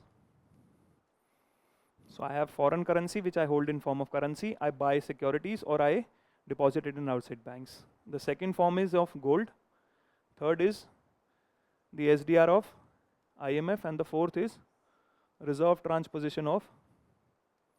These are the four official foreign exchange reserves. This is what is referred to as reserve tranche. Now what is the idea of reserve tranche? It is a credit system granted by IMF to its members. Now whenever a country becomes a member to IMF, it has to provide certain contributions. IMF does not borrow money from the market like World Bank. IMF is run on contributions from its members. Whatever contributions it has to do, 75% of the contributions come in its own currency and 25% come in the hard currencies accepted by IMF. This 25% which you have contributed is your reserve tranche position. What is the idea here? If the member faces any problem of dollar, so the first loan which it can take from the IMF is its reserve tranche position. ये पैसे without any conditions it can take. The second, third, fourth tranches it will have to take will have certain conditionalities. But जो first tranche है वो free है, वो it is without any conditionalities. This is your reserve tranche position, which is part of your contributions which you had given to the IMF. This is why this 25% is mentioned in my reserves. My money with the RBI, which I can, or with the IMF, which I can take without any conditionalities. Credit system granted by the IMF to its members. Is the idea clear? What is the idea of reserve tranche position? It's part of your foreign exchange reserves. Question का, this is not a difficult question. Balance of payment का आपको components पता होने चाहिए current और capital में क्या है. Capital में you have official foreign exchange reserves. Reserves are maintained in what form? Asset, gold, SDR and RTP. In fact, right now the India's foreign exchange reserves has reduced from 600 billion to some 500 billion. Why has this reduction happened? Reserves have reduced in India. ये 6 महीने से news में आ रहा है. Why has the reserve been reduced? Because this is the reason why we are selling dollars. And what are we doing then? तो reserve का value तो फिर भी बढ़ना चाहिए ना. डॉलर की जगह यूरो में रख रहे हो. So why the reserve value is going down?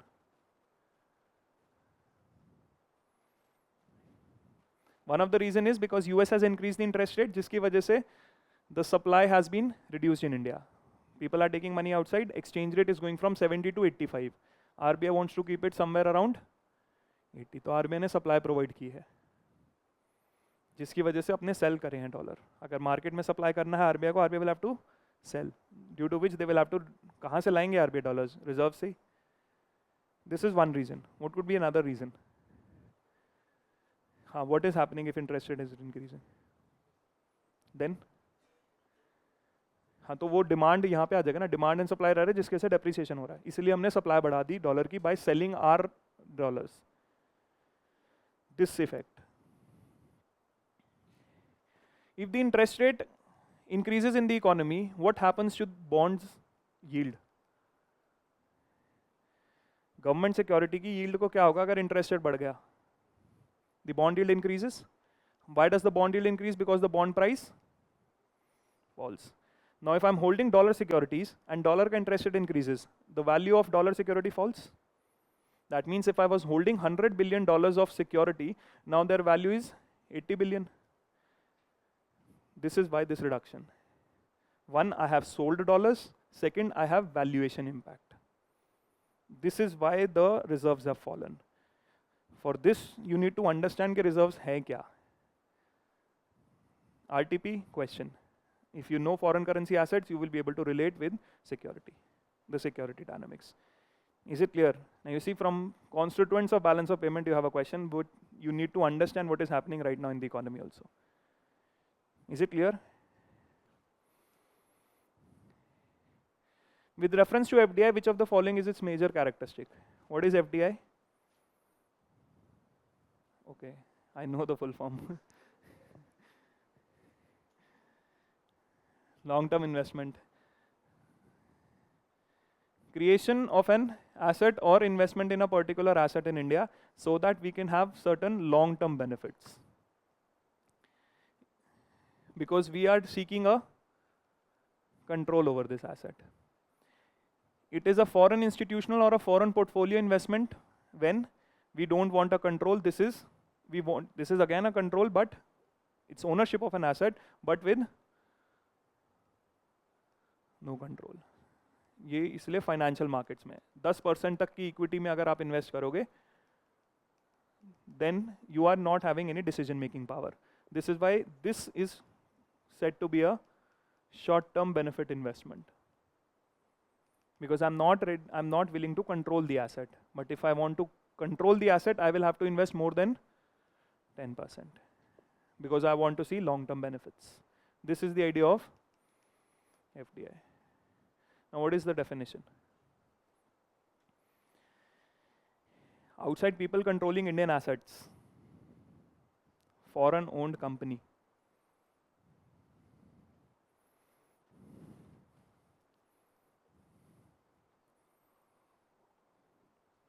Is it only in a listed company? Any amount. Listed company में 10% plus होना चाहिए. Unlisted company में any amount is also an FDI. So this is not correct. It's not essentially in a listed, it can also happen in an unlisted. It's a largely non-debt creating capital flow. Non-debt means there's no liability. Is there a liability created? Why it is referring largely? Because I can also invest in largely non-debt है, क्योंकि they are taking stocks, they are taking ownership of the asset.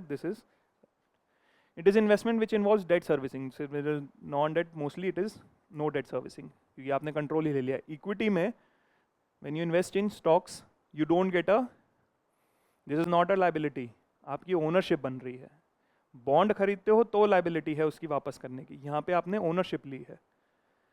Is the investment made by foreign institutional investments in government security? This is institutional investment. So FDI is largely non-debt creating. Is it clear? Difference between the two? Control over the asset is the major differentiation, because I want long-term benefits, they want short-term benefits. Less than 10%, more than 10%. And if it is an unlisted company, irrespective of the amount, it will always be classified as irrespective of the amount. Again, components of BOP. Which of the following can be included in foreign direct investments? Again, components of foreign direct investment. Foreign currency convertible bonds. This can be bond or equity more than 10% uski valuation. Foreign institutional investment with certain conditions. Certain conditions are very broad term. Global depository receipt. What is a global depository receipt?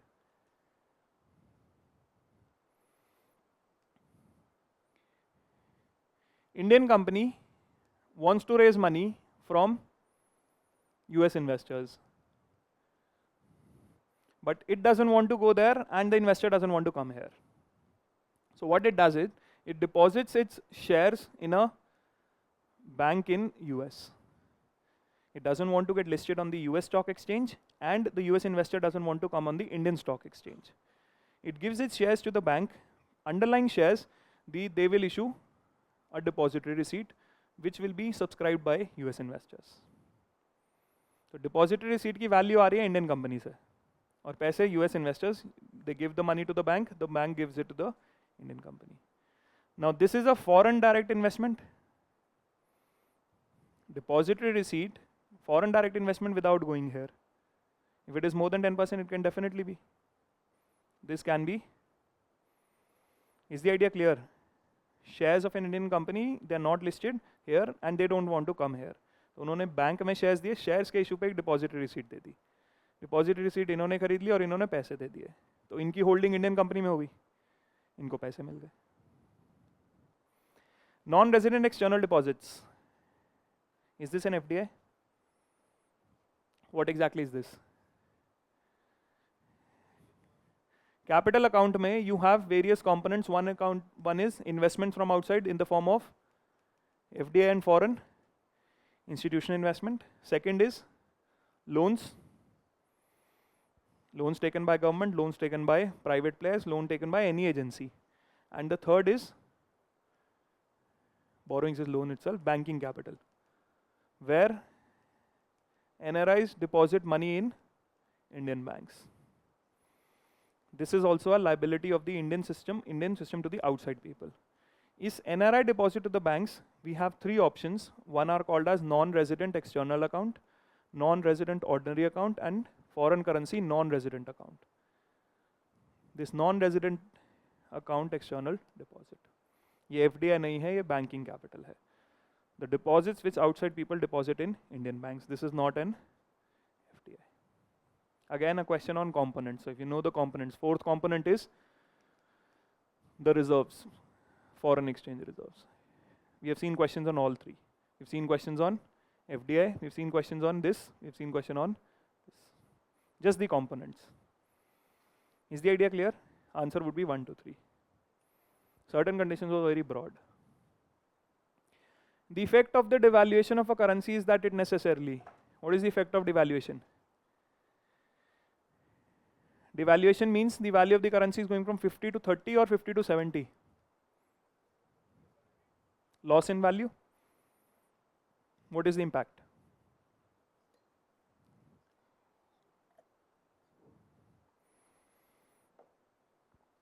Impact of devaluation or depreciation. What is the impact on exports? Increase. Or it becomes more competitive. If I am selling a shirt of say 350 rupees, what is the value of the shirt in the first case? 50, 350, what is the value? $7. What is the value in the second case? So isse to, if I am selling 100 shirts in both cases, I am getting less dollar. फिर कैसे benefit हुआ? ये तो export का वो कम हो गया. If the shirt is becoming competitive, I should be able to sell. But if I don't sell more quantity, exports will not increase. The quantity has to increase. So devaluation improves the competitiveness of the domestic exports. So question is asking, so necessarily ये तो होगा ही. Increases the foreign value of domestic currency. Increases or decreases? Foreign value 1/50. ज़्यादा बड़ी value कौन सी है? This one. So are we increasing or decreasing? It's not increase, it is improves trade balance. No. Why? Because quantity बढ़नी चाहिए. Necessarily पूछा, necessarily competitiveness आ रहा है. We don't know about quantity. So if the quantity did not increase, the trade balance will not increase. In fact, trade balance will go bad. Consider from the perspective of imports. So if I am importing $100 worth of oil, what is the cost of oil in the first case? And the second case?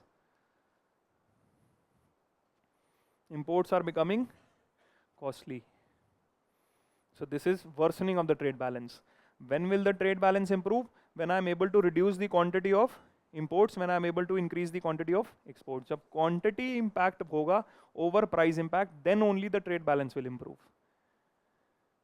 But necessarily competitiveness will improve. Is the idea clear? Quantity impact होना चाहिए तभी improve होगा, नहीं तो नहीं होगा. This is the impact of exchange rate on the economy. With reference to the following, to the Indian economy, consider the following statements. Increase in nominal effective exchange rate indicates appreciation. What is the concept of nominal effective exchange rate? When we are saying nominal exchange rate, we are talking about value of rupee to buy 1 unit of dollar. But if I want to calculate the value of rupee with respect to 6 currencies at one point of time, this is concept of effective exchange rate. and how effective exchange rate. So here is only one currency, but if I want to calculate the rupee value with 6 currencies or 40 currencies or 36 currencies, this is the concept of effective exchange rate. Competitiveness of a currency with basket of currencies, कोई भी हो सकती है. And how the RBI calculates it? The RBI calculates it through a weighted formula. तो अगर 6 currency हैं, सो रुपी, dollar, रुपी, कोई भी 6 करेंसी ले सकता है. And what is the idea of weight? Not every currency has equal importance. जिसके साथ हमारा ट्रेड ज़्यादा है उसके हिसाब से हमारा वेट ज़्यादा होगा. Based on what the trade is with that country, that will be the weight.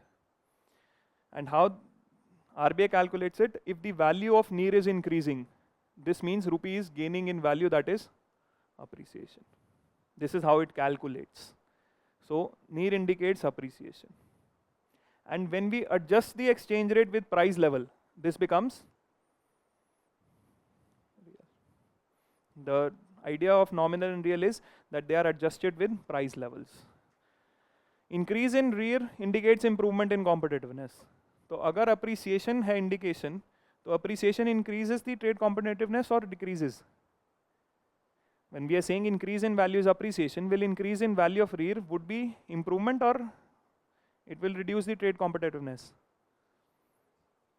It is not improvement, it reduces. Appreciation does not improve trade competitiveness. Increasing trend in domestic inflation relative to inflation in other countries likely to cause an increasing divergence between the two. The difference between the two is the price level. So if the price level is increasing, will there be a divergence between the two? दोनों के बीच में difference price level है. तो अगर price level ज़्यादा है India में, तो divergence ज़्यादा होगा. 1 and 3. Is the idea clear? Effective exchange rate is measuring the competitiveness of rupee with respect to basket. This is one of the concepts of exchange rates. Which of the following situation reflects indirect transfers?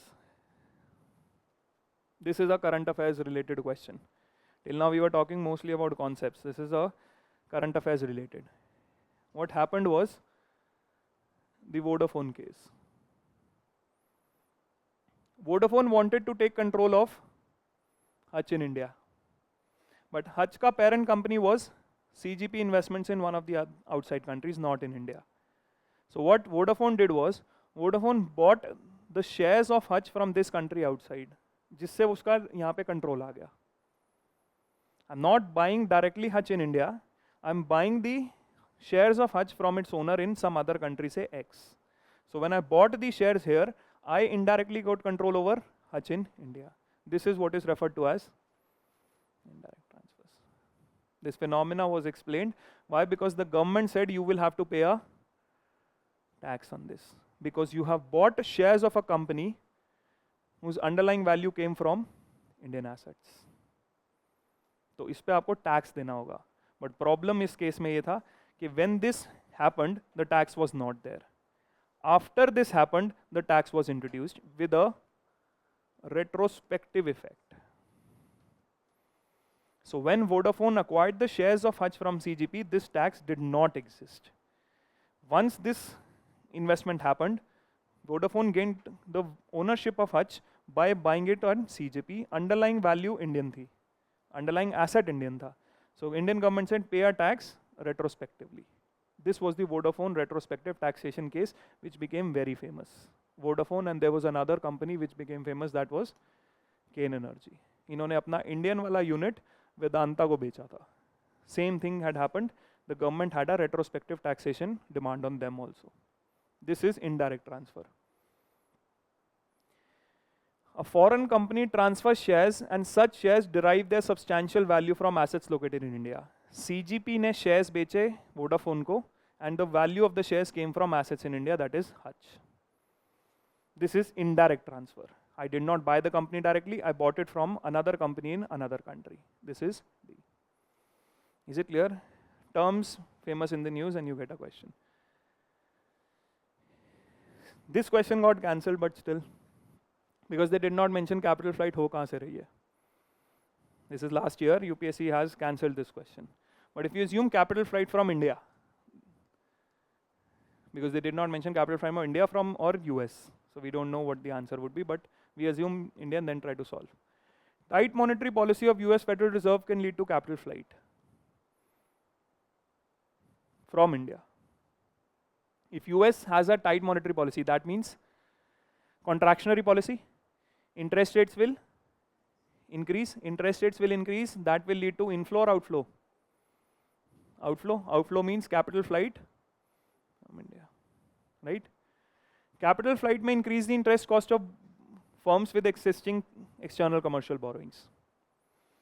Existing commercial borrowings means someone has taken a loan in dollars and is paying interest payments also in dollars. Now what will be the impact on its cost if capital flight happens from India? Outflow, say, what will be the impact on exchange rate? Appreciation, depreciation? Just draw the curve. If the outflow happens, what will happen to the supply? If the supply reduces, this is appreciation, depreciation? 50 से 70 जा रहा है, depreciation है, right? Outflow is leading to depreciation. Now if the value of rupee is going from 50 to 70, इसके लिए ज़्यादा cost हुई, कम cost हुई? ज़्यादा cost हुई because dollar terms में you'll have to pay more. Is it increasing the interest cost? अगर $5 ही देना है तो now 70 rupees पे देना है, 50 पे नहीं. Devaluation of domestic currency decreases currency risk associated with ECBs. Devaluation ही हो रहा है यहाँ पे. It increases the risk or decreases the risk? Answer would be 1 and they did not mention capital flight from where, this is why they cancelled the question. But if you assume capital flight from India, then the question is 1 and 2 would be correct. Is it clear? Again, on the basic understanding of exchange rate and how exchange rate works in the economy. This is the graph which is going to help you solve most of the questions. Just draw the supply demand and see how the curve moves. You'll get the value of exchange rate. Is it clear? This was with respect to your balance of payment components and exchange rate. The second part is your trade and international institutions. Which of the following gives global gender gap index? World Economic Forum. See, earlier what used to happen was, most of the questions that were coming on measuring the performance of the countries. See how the questions have changed on international institutions. In the previous years, the question was about measuring the performance on which you used to have indices and reports. Stability report, ease of doing business report, global gender gap index, innovation index. तो इस पे centered थे सारे questions. Now in the previous 3 to 4 years, what the questions are based on various topics. For example, if there is certain coordination on fiscal policy, European Union has certain coordination on fiscal policy. If there is certain coordination on trade, there is certain coordination on monetary policy, there is certain coordination on debt dynamics. So now macroeconomic topics and multilateral institutions and multilateral arrangements on them are being asked in the last 3 to 4 years. Initial 10 years, 2012 onwards till 2020, we had performance based questions जिस पे indices और reports पूछते थे, सिर्फ institution बता दो.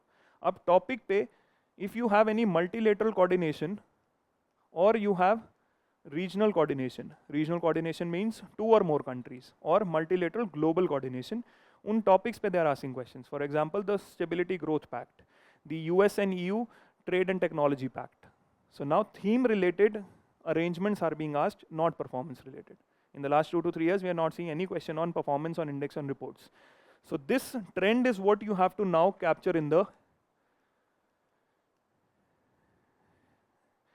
earlier question was global stability report किसकी है? IMF की, World Bank की. अब question है कि debt financing instrument, rapid financing instrument, ये किसका initiative है? So now financing instrument is related to debt dynamics. For example, India's 3 neighbors are right now in external crisis, balance of payment. So IMF is helping them. There are a lot of instruments being talked about. कौन सा instrument चाहिए? Extended fund facility. rapid financing instrument, rapid credit facility. So now you have to now take care of the topics and understand multilateral or regional arrangements on them. This is where most of the questions are coming.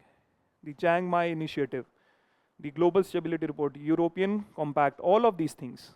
It's not related to this because performance related sari report almost पूछ ही ली है. So you can't have a, if the question will be repeated or the question will be here. So this is the focus area which you have to make because the last 2 to 3, I'll show you from question also how the questions have changed. 2017 question was on Global Gender Gap Index. Next year the question was on Competitiveness Index. 2018 the question was on World Bank Ease of Doing Business Index. Then the question started coming on these topics. So you have to focus on these initiatives, multilateral and regional.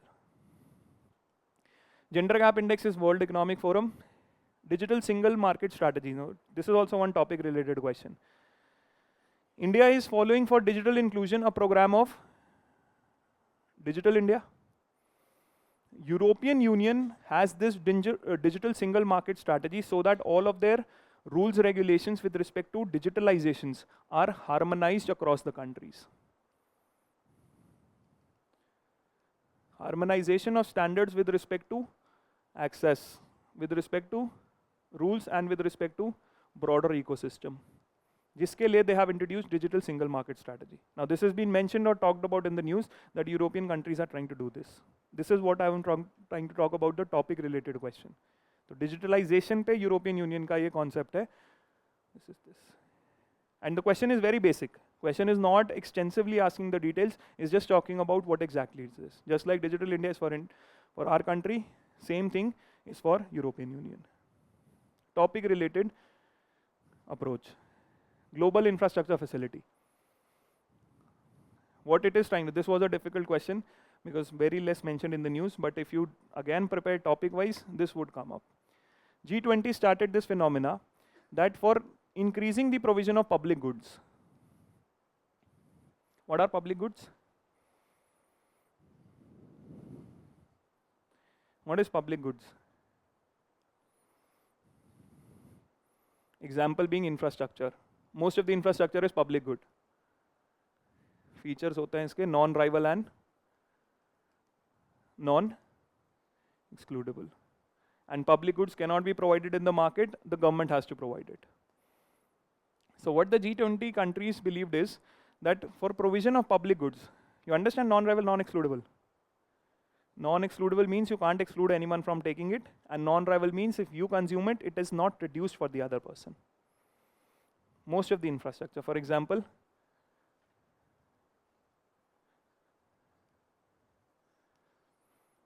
street light. Can you exclude anyone from taking the light? And if you are consuming the light, does it get reduced for someone else? Same thing with road. Can you exclude anyone else? And if you use the road, is it reduced for someone else?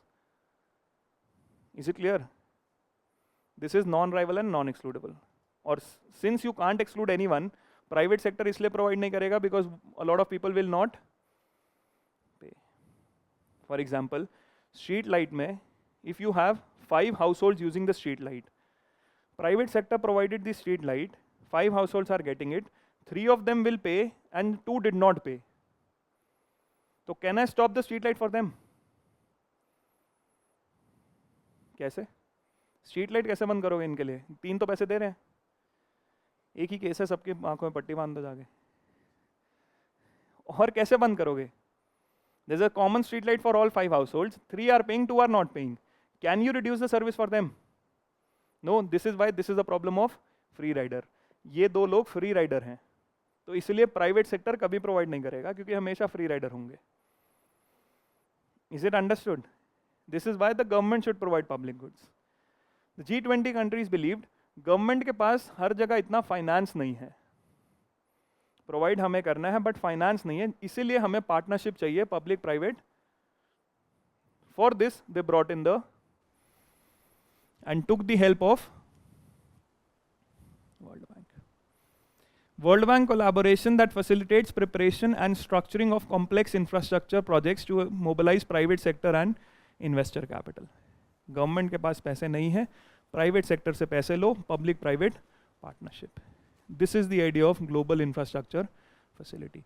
Again, topic related question But this was a difficult one to solve because very less mentioned in the news.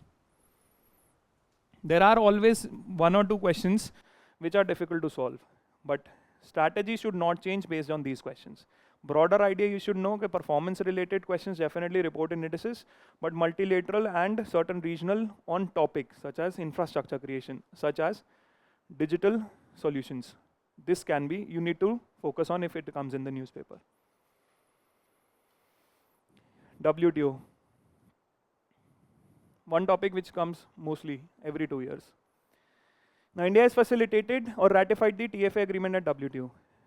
This topic has to be prepared in detail. WTO ke agreements, WTO ke ministerial conferences, everything. Now one of the things in WTO happened in Bali in 2013. Any idea what happened in Bali? What happened in Bali? WTO agreement. What is peace clause? What happened under peace clause? See, the problem was developing countries do one type of policy called food public stock holding or food storage. MSP, PDS operations. What is the problem with MSP, PDS operations? This is being discussed in newspaper every day also. WTO has asked a question on India. PDS, the government has extended the National Food Security Program for 5 more years. So what is the problem with WTO? What is the problem with WTO? Question being asked is, अगर आपने PDS distribute करना है, तो ये grains आप MSP पे लोगे? MSP की वजह से ओवर प्रोडक्शन होगी. हमें कैसे पता है ओवर प्रोडक्शन एक्सपोर्ट नहीं हो रही? आर्टिफिशियल प्राइस पे आप ओवर प्रोडक्शन करा रहे हो. How do we know it is being distributed and not being exported? This is why this activity should not happen. How much you can procure under MSP has been limited. This is the restriction under amber box. The developed countries believe you are overproducing because of the presence of MSP. Now why this should happen? It can be exported. This will be creating a problem in trade. This is why limit how much you can give under MSP. But Government of India says we do MSP for PDS. What happened in peace clause was that you can breach this limit and nobody is going to take you to dispute resolution. Limit set की थी 10% की. You can breach the limit of giving MSP and nobody is going to question you. But in exchange, you have to sign the TFA. This was the Bali ministerial package that developed countries wanted. Problem ये है, बाकी developing countries में custom procedures are very hectic and take a lot of time. We want to synchronize the custom procedures in all countries, which was the trade facilitation agreement. The infrastructure at ports and the bureaucracy at ports is what creates problem for trade.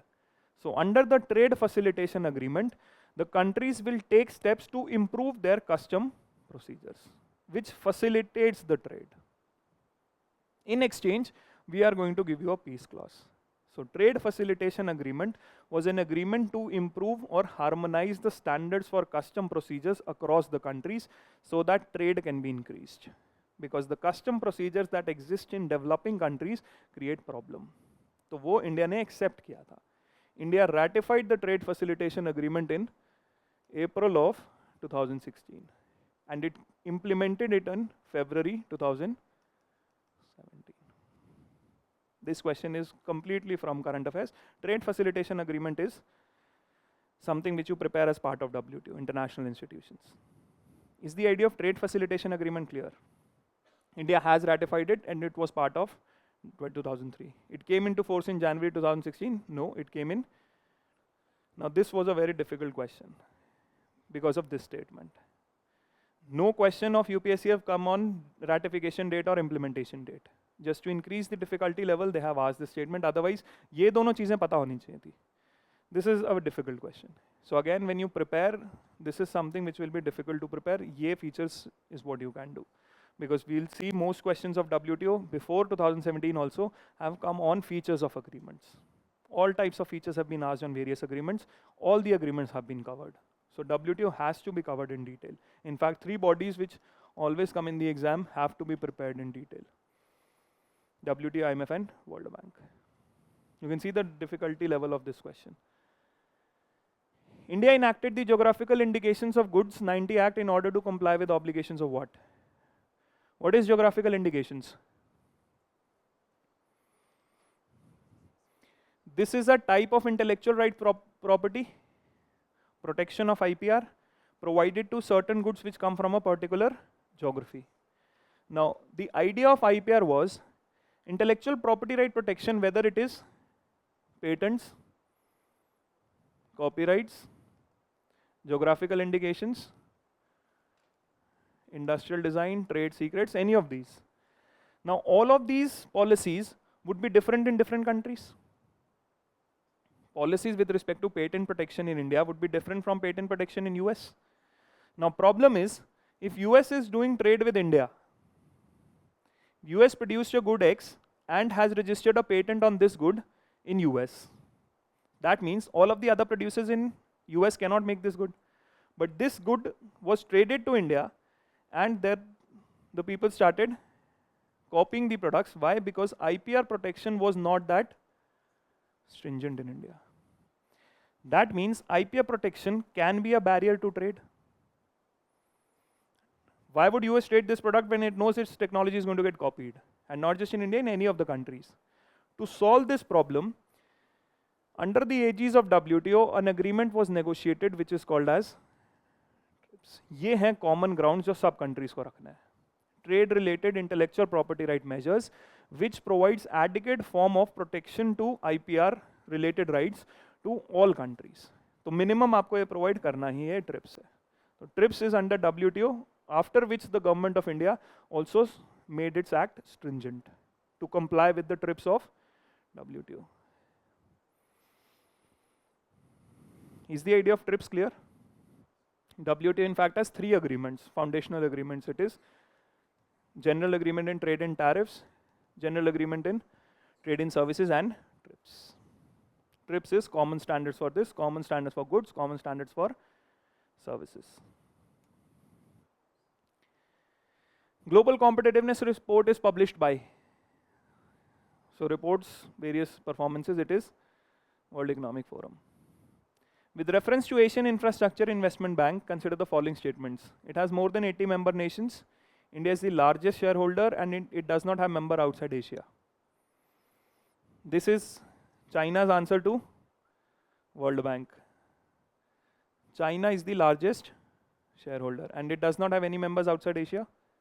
It has a lot of founding members also outside Asia. In fact, a lot of European countries became members. Once you had member, UK became a member. Canada is also a member. Bank related and these things always reports. Sub indices of World Bank's ease of doing business. What is the idea of ease of doing business? Now this report also has been cancelled. Idea of ease of doing business is start of the business till exit. सारी policies easy होनी चाहिए.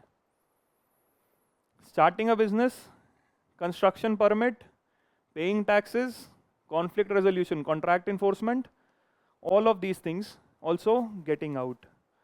Minority protection, minority investor protection. All of these are parts. The only thing that is not is, because it is talking about a life cycle of a business. So investments starting से लेकर end तक. Maintenance of paying taxes, registering property, dealing with construction permits are all. General Data Protection Regulation 2016 implemented in 18. By what country? See, topic related questions significantly be asked. Protection with respect to data. This was covered in news full year. It was the European Union. GDPR, European Union. WTO की एक और agreement. What is the idea of TRIMS? You can see the detailed agreement related questions. WTO has 3 major agreements, that is GATS and GATT ka one of the agreement is agreement on agriculture. Green box, amber box is part of this. Another is TRIMS. another is sanitary phytosanitary measures, another is anti-dumping duty agreement. Now what is the idea of TRIMS? In detail you have to prepare all of these agreements. Now the idea of TRIMS is that if any country A starts a plant in India, you cannot have a regulation on FDI that is going to create an impact on imports and domestic goods. First of all, TRIMS is not providing any protection or is trying to regulate FDI. Only one matter it is trying to regulate is that you can't have any norm on the investment coming from outside that discriminates between imports and domestic goods. That means if someone starts a company in India and it is looking to import from outside, you should not place a restriction on import, because when you place a restriction on import, you are discriminating between imported good and domestic good. For example, if you have a domestic content requirement,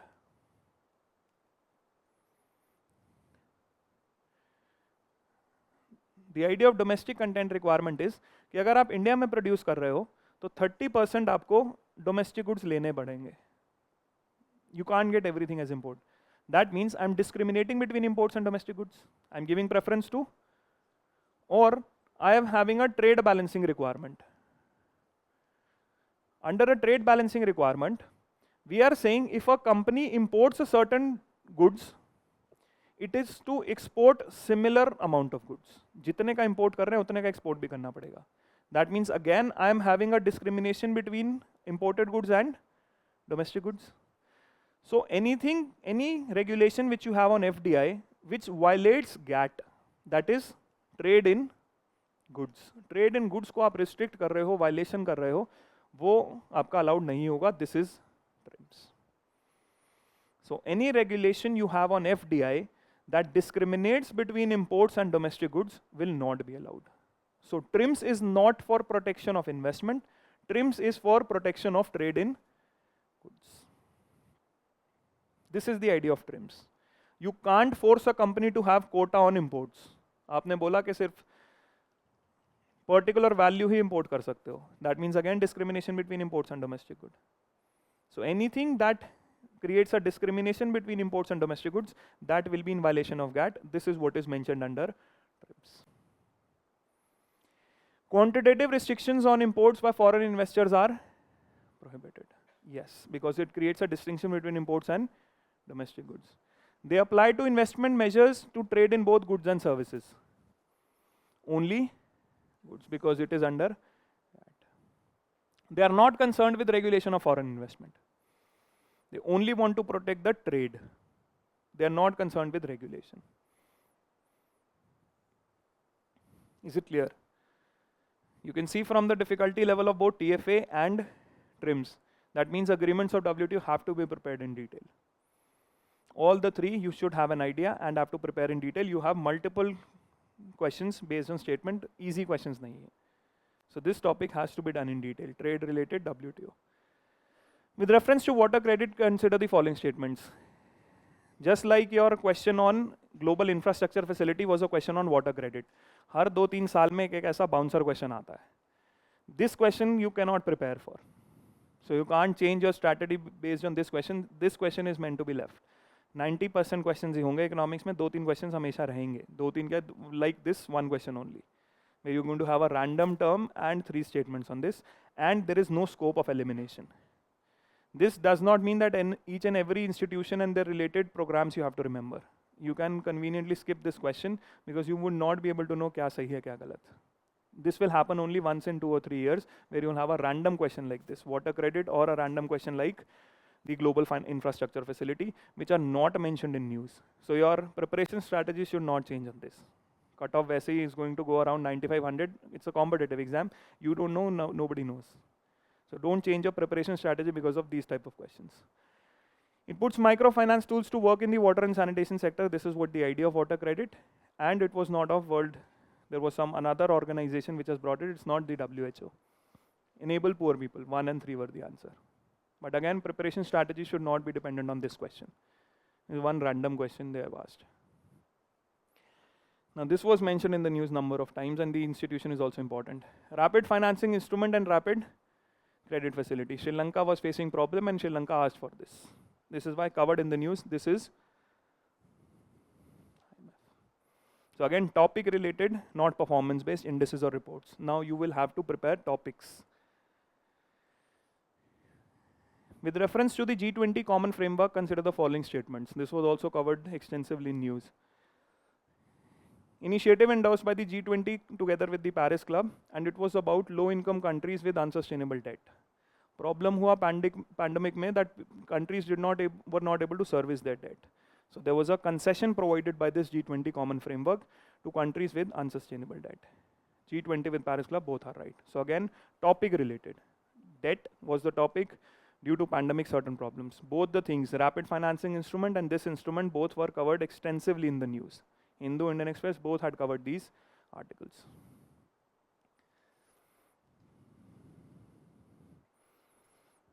How many of the above does UNOPS Sustainable Investment in Infrastructure and Initiative focus for its investment? Again, a bouncer. Something you can skip easily. You would not be able to guess, or iska koi source bhi nahi hai. Just to make the paper look difficult. The answer here was affordable housing, healthcare and renewable energy, mass rapid transport was not. Stability and growth part of European Union. This is something has been covered extensively in the news. The concept of European Union is a fiscal union or a monetary union? Do they have a common fiscal policy or a common monetary policy? They have a common monetary policy, common currency and a common central bank. This is a monetary union. And this is why European Union has several problems, because monetary policy is related to its fiscal policy. Debt ज़्यादा ले लोगे तो पैसे कहाँ से आएंगे? Monetary policy and fiscal policy are both related. So we need to have some mechanisms to control the fiscal policy of the area. This is your Stability and Growth Pact. 1992 में European Union came into being. 1997 में the first thing they did was impose certain disciplinary measures on fiscal policy of the government under Stability and Growth Pact. And this is something which is covered extensively in news. 2020 में there were amendments made to this. This is a legal mechanism to control the fiscal policy of the member nations. Again, policy topic related international institutions. Limits the levels of budgetary deficits of the countries of European Union. Just the meaning of the term. Makes infrastructure facilities, technologies, nothing. If you understand the topic, this is something which is mentioned several times. In fact, isme additions were made, 6-pack rules.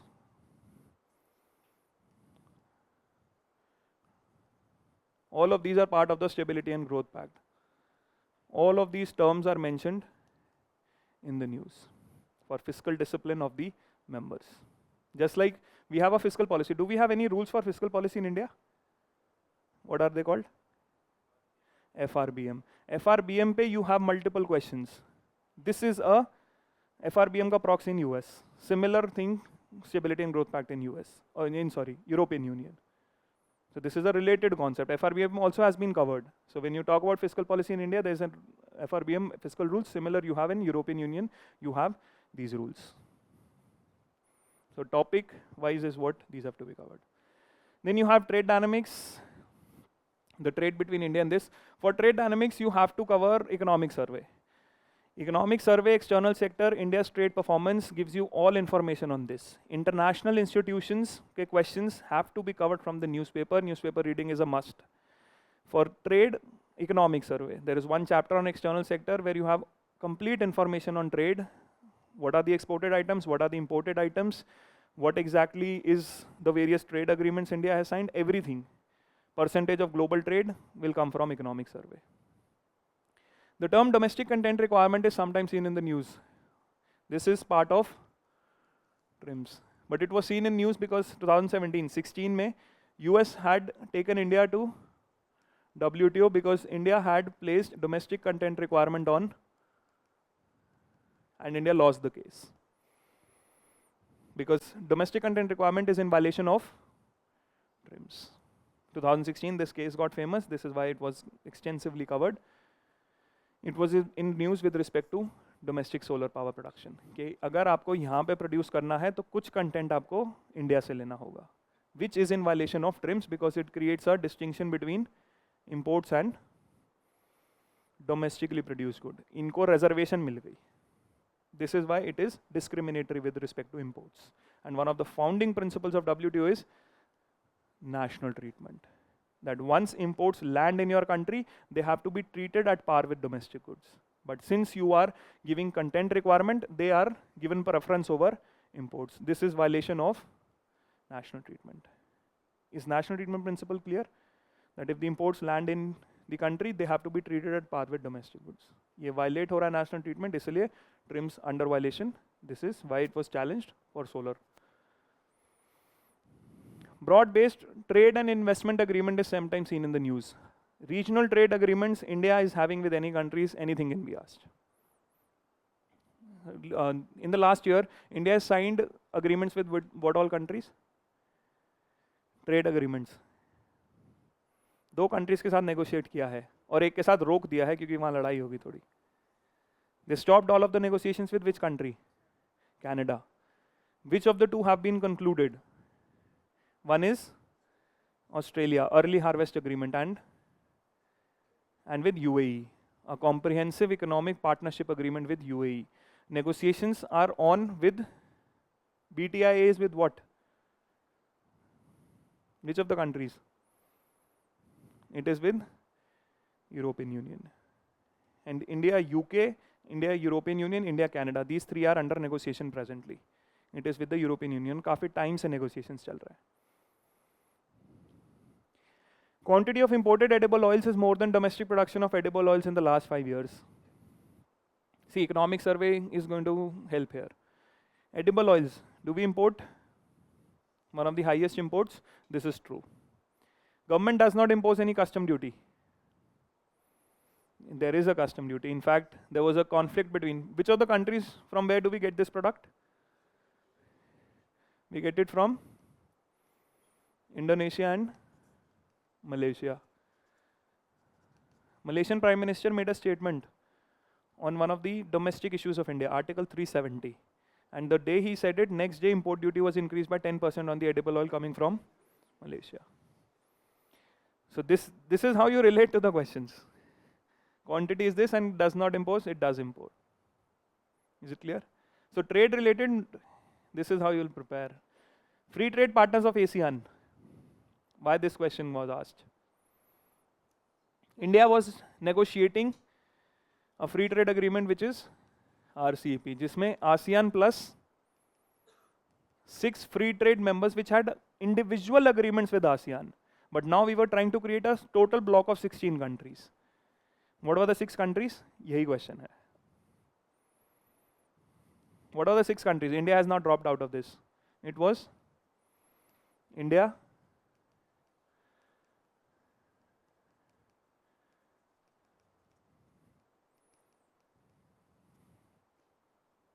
India is no longer a part.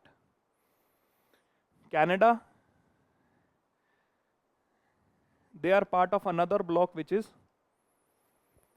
these 2 mega regional trade agreements are being negotiated. Trans-Pacific Partnership, Donald Trump opted out of it. Now US is trying to become part of this again. The second is RCP, ASEAN plus 6. These 2 were not a part. These 4 were. This is why this question was asked in the exam. Free trade agreement, ASEAN with 6. Is it clear? Which of the following one is the largest exporter of rice in the world in the last 5 years? Last 6 months, maximum articles have come on this. India, because India reduced the exports. Because of the less production, India has reduced, so you have a lot of information coming on these. Among the agriculture commodities imported by India, which of the following we have the highest imports in terms of value? The 5 largest exports, the 5 largest imports. Spices. This is a value or item exported or imported? Mostly exported. Fresh fruits. We have both exports and imports. India is the second largest producer and also a big importer of fruits. Pulses. Vegetable oils. Pulses is imported. India is the largest producer, largest consumer and largest importer of pulses. Vegetable oils. Value time terms में vegetable oils. Answer is D. So rough idea about India's trade profile and value numbers you are always going to get from economic survey. Economic survey, that one chapter is very important because trade related all questions can be solved from that one chapter. External sector. Volume 2 में external sector पे आएगा जिसमें trade performance they will talk about. With reference to again international trade. This is a question UPSC cancelled because data change हो गया एक महीने में. जब पेपर हुआ नेक्स्ट महीने में डेटा चेंज हो गया, स्टेटमेंट गलत हो गई और स्टेटमेंट आंसर ही नहीं था. This was the first statement. India's merchandise exports are less than its merchandise imports. Goods पे इंडिया हैज अ डेफिसिट और अ सरप्लस. सरप्लस. सबसे बड़ा डेफिसिट ही गुड्स पे है. पैंडेमिक में सिर्फ एक महीने में ये चेंज हो गया, एक्सपोर्ट ज्यादा हो गया इंपोर्ट से. This is why the statement became wrong and we did not have an answer. Only for 1 month this happened, that due to the pandemic lockdown, imports were less, exports slightly became more. But otherwise, India always has a merchandise deficit on balance of trade. They are always less. So this statement galat ho gayi because of that 1 month data. UPSC had to cancel the question. India's imports of iron, steel and fertilizers have decreased in recent years. Now this is type of information I'm talking about in economic survey. You're always going to have trade performance related. India's export of services are more than its import of services. Do we have a more export in services? India suffers from an overall current account deficit. So answer had to be 1, 3 and 4. But ये change हो गया. So answer had to be 1, 3 and 4. And if you remove 1, 3 and 4 were not given. So this is why the question got cancelled. But you understand the trend of the question. Trade performance. The term West Texas Intermediate, sometimes found in the news, refers to grade of crude oil. Crude oil के you have grades such as, and what are we getting from Russia? What is it called? It's not from Russia. Brent North Sea से आता है. North Sea का है sweet grade. What were you getting from? Are we importing Russian oil? What is it called? See, option Ural's grade. See, this is how you have to be careful. और India का imported crude का basket क्या है? How do we get the price? Imported crude, what is Indian basket? Whatever imports we do is based on what price benchmark? India imports crude. How do we know at what price? What is Indian basket of crude oil? It is based on Brent plus Dubai and Oman grade. इसके basis पे हमारा imported crude का price decide होता है. This is Indian crude oil basket. So these terms important for trade again. West Texas Intermediate, WTI, comes from US.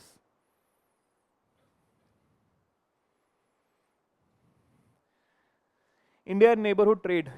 The value of Indo-Sri Lanka trade has consistently increased in the last decade. Textile and textile articles constitute an important item of trade between India and Bangladesh. Do we get imports of textile products from Bangladesh? Why India has significant trade of textile with Bangladesh? Why? India ka khud ka textile trade is good enough.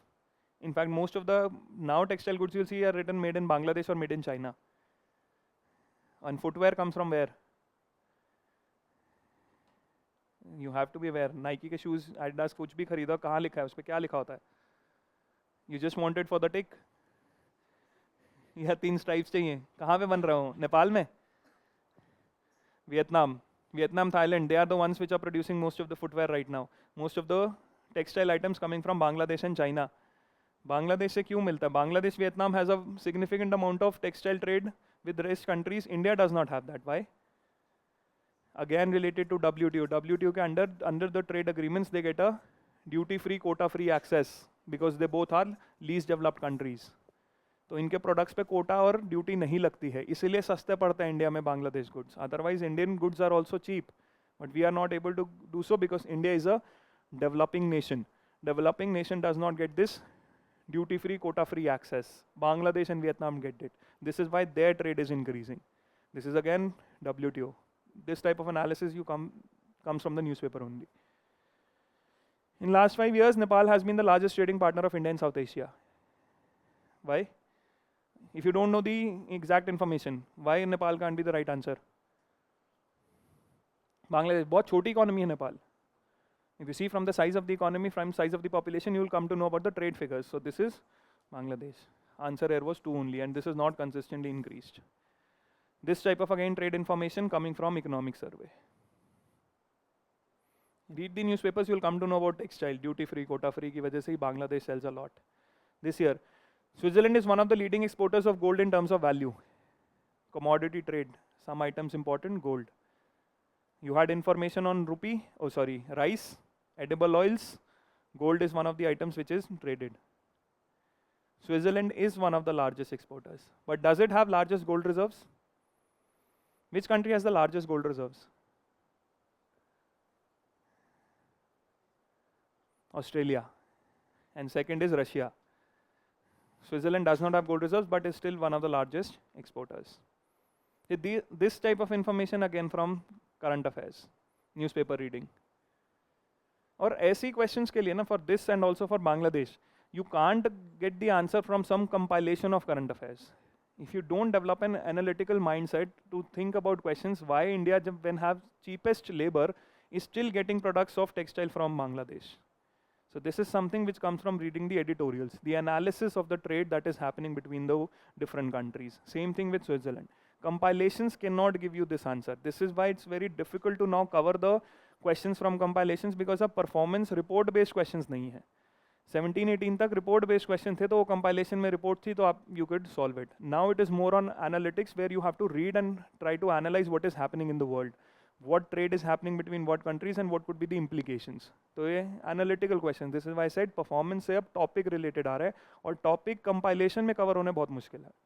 So this is why you have to read the newspaper. You don't have any other alternative. This is one question as an example. Other questions also same. Recently, US and European Union have launched the Trade and Technology Council. They both have signed this agreement so that they have better rule making on trade and mostly on digital technologies. It's not about getting productivity under their control, but improving the trade and regulations among the two countries itself. Because what is happening here is, in fact, this also from analysis of WTO. Now, WTO has almost become dysfunctional. Why? Because WTO could negotiate an agreement on goods, negotiate an agreement on services, and negotiate an agreement on IPR. But now the trade and investment is also becoming very complex between the countries. You need to have common rules on e-commerce. You need to have common rules on investment protection. You need common rules on digital policies. All of these rules are not being brought under WTO because of the conflict between developed and developing world. In fact, labor regulations, environment regulations, ये सारे they are not being able to brought in under WTO. So what is happening is, developed countries are signing regional trade agreements and try to bring common norms on them. पहले तो under G20, G7, they brought out an Osaka track, where they try to negotiate on them and try to bring that negotiations to WTO. They failed because of developing countries. Now they are signing such agreements so that they decide the rules, and somehow these rules get part of WTO negotiations. तो वो खुद rule set इतने stringent कर रहे हैं ताकि ये they try to dictate the policy in WTO also, and the other countries are also forced to do this, just like they were forced to do this. After these things happened, Indian government had to change a lot of rules with respect to trade in goods, trade in services, and also IPR protection. They want the same on these new policies also. This is how they were trying to first do it through G7, the Osaka track. Now they are doing it through regional agreements. This is one part of this. So it's a broader debate on multilateral trade, which comes from relation on regional trade. So this is why analytical question, topic based, it's not based on performance. So this is not something which came out of the blue. This question is already being discussed in the newspapers every day, that they're trying to negotiate rules on this so that they somehow bring the negotiations here, which have been effectively blocked till now by the developing world. All of these policies. Osaka track was the same thing. Japan, US, all of them tried to bring these type of rules here. US and European Union are also trying to do the same. Is the idea clear? It was not about bringing technological progress and productivity under the control, दोनों आपस में synchronise कर रहे हैं rules ताकि WTO में ले आए based on technology trade. Is this clear? You understand how the questions are changing. Stability pact, this. It's not about performance, it's about topics. It's about debt dynamics, it's about deficits. It's talking about macroeconomic and how countries are trying to make rules on them, which is mostly discussed more in your editorials. So when you talk about FRBM, you talk about the Chiang Mai initiative, which is similar to the Growth and Stability Pact. Chiang Mai initiative, ASEAN countries अपना fiscal policies coordination कर रहे हैं. So this is how you have to discuss. अब वहाँ question आ सकता है, what is this Chiang Mai initiative? Comes from the analysis of topics, international institutions. This is how the questions are changing here. India accounts for 3.2% of global export of goods. And this is a fact you can get from the economic survey. So the first point is what they will have a table on what is India's export as a part of global export of goods. Can it be such a high figure? It's somewhere around 1.6 to 1.8%. 4% has services trade ka. But goods trade it is very low. This is not correct. Many local companies and some foreign companies operating in India have taken advantage of India's PLI. What is PLI? What exactly is production linked incentive? The whole idea here is the government of India is going to now pay you money which is linked to incremental turnover or your production target. या तो sales बढ़ाना है या production बढ़ाना है. We are going to set targets and you are going to give money on this. And the question is, can foreign companies be selected? Can foreign companies be selected? Just read the news. Itni company, Samsung was complaining in the last month that they have not got their PLI payments. Is Samsung an Indian company? So there are a lot of foreign companies which are already complaining that their PLI payments are stuck. Mostly Japanese and South Korean companies were complaining they had been selected, but now their payments have been stuck. Reading the newspapers, this question was not at all difficult. This is correct. Is it clear how international institutions questions were mostly centered around these three bodies? IMF, World Bank and WTO. Now this is completely shifted to bodies to now analysis of various topics such as debt dynamics, such as deficit, monetary coordination, coordination on trade. So it's now about topic analysis which is not going to be prepared from the stock sources which you had before. पहले था कि दो चार चीजें इस पे पढ़ लो question हो जाएगा, अब ये नहीं होगा. So if you expect that the same strategy is going to work, it is not going to work because international institution is one area where the questions have definitely changed. One or two abstract questions used to come, now mostly questions are on this. Whether it is the European Stability Pact, India, European Union and US Pact on Trade and Technology. So all of this is based on the various macroeconomic topics. Similar thing in commodity trade. It has moved from India's commodity trade to global commodity trade. Again, which has to be covered from newspaper. Compilations would be of very little help here. You have to read the newspapers. Is it clear?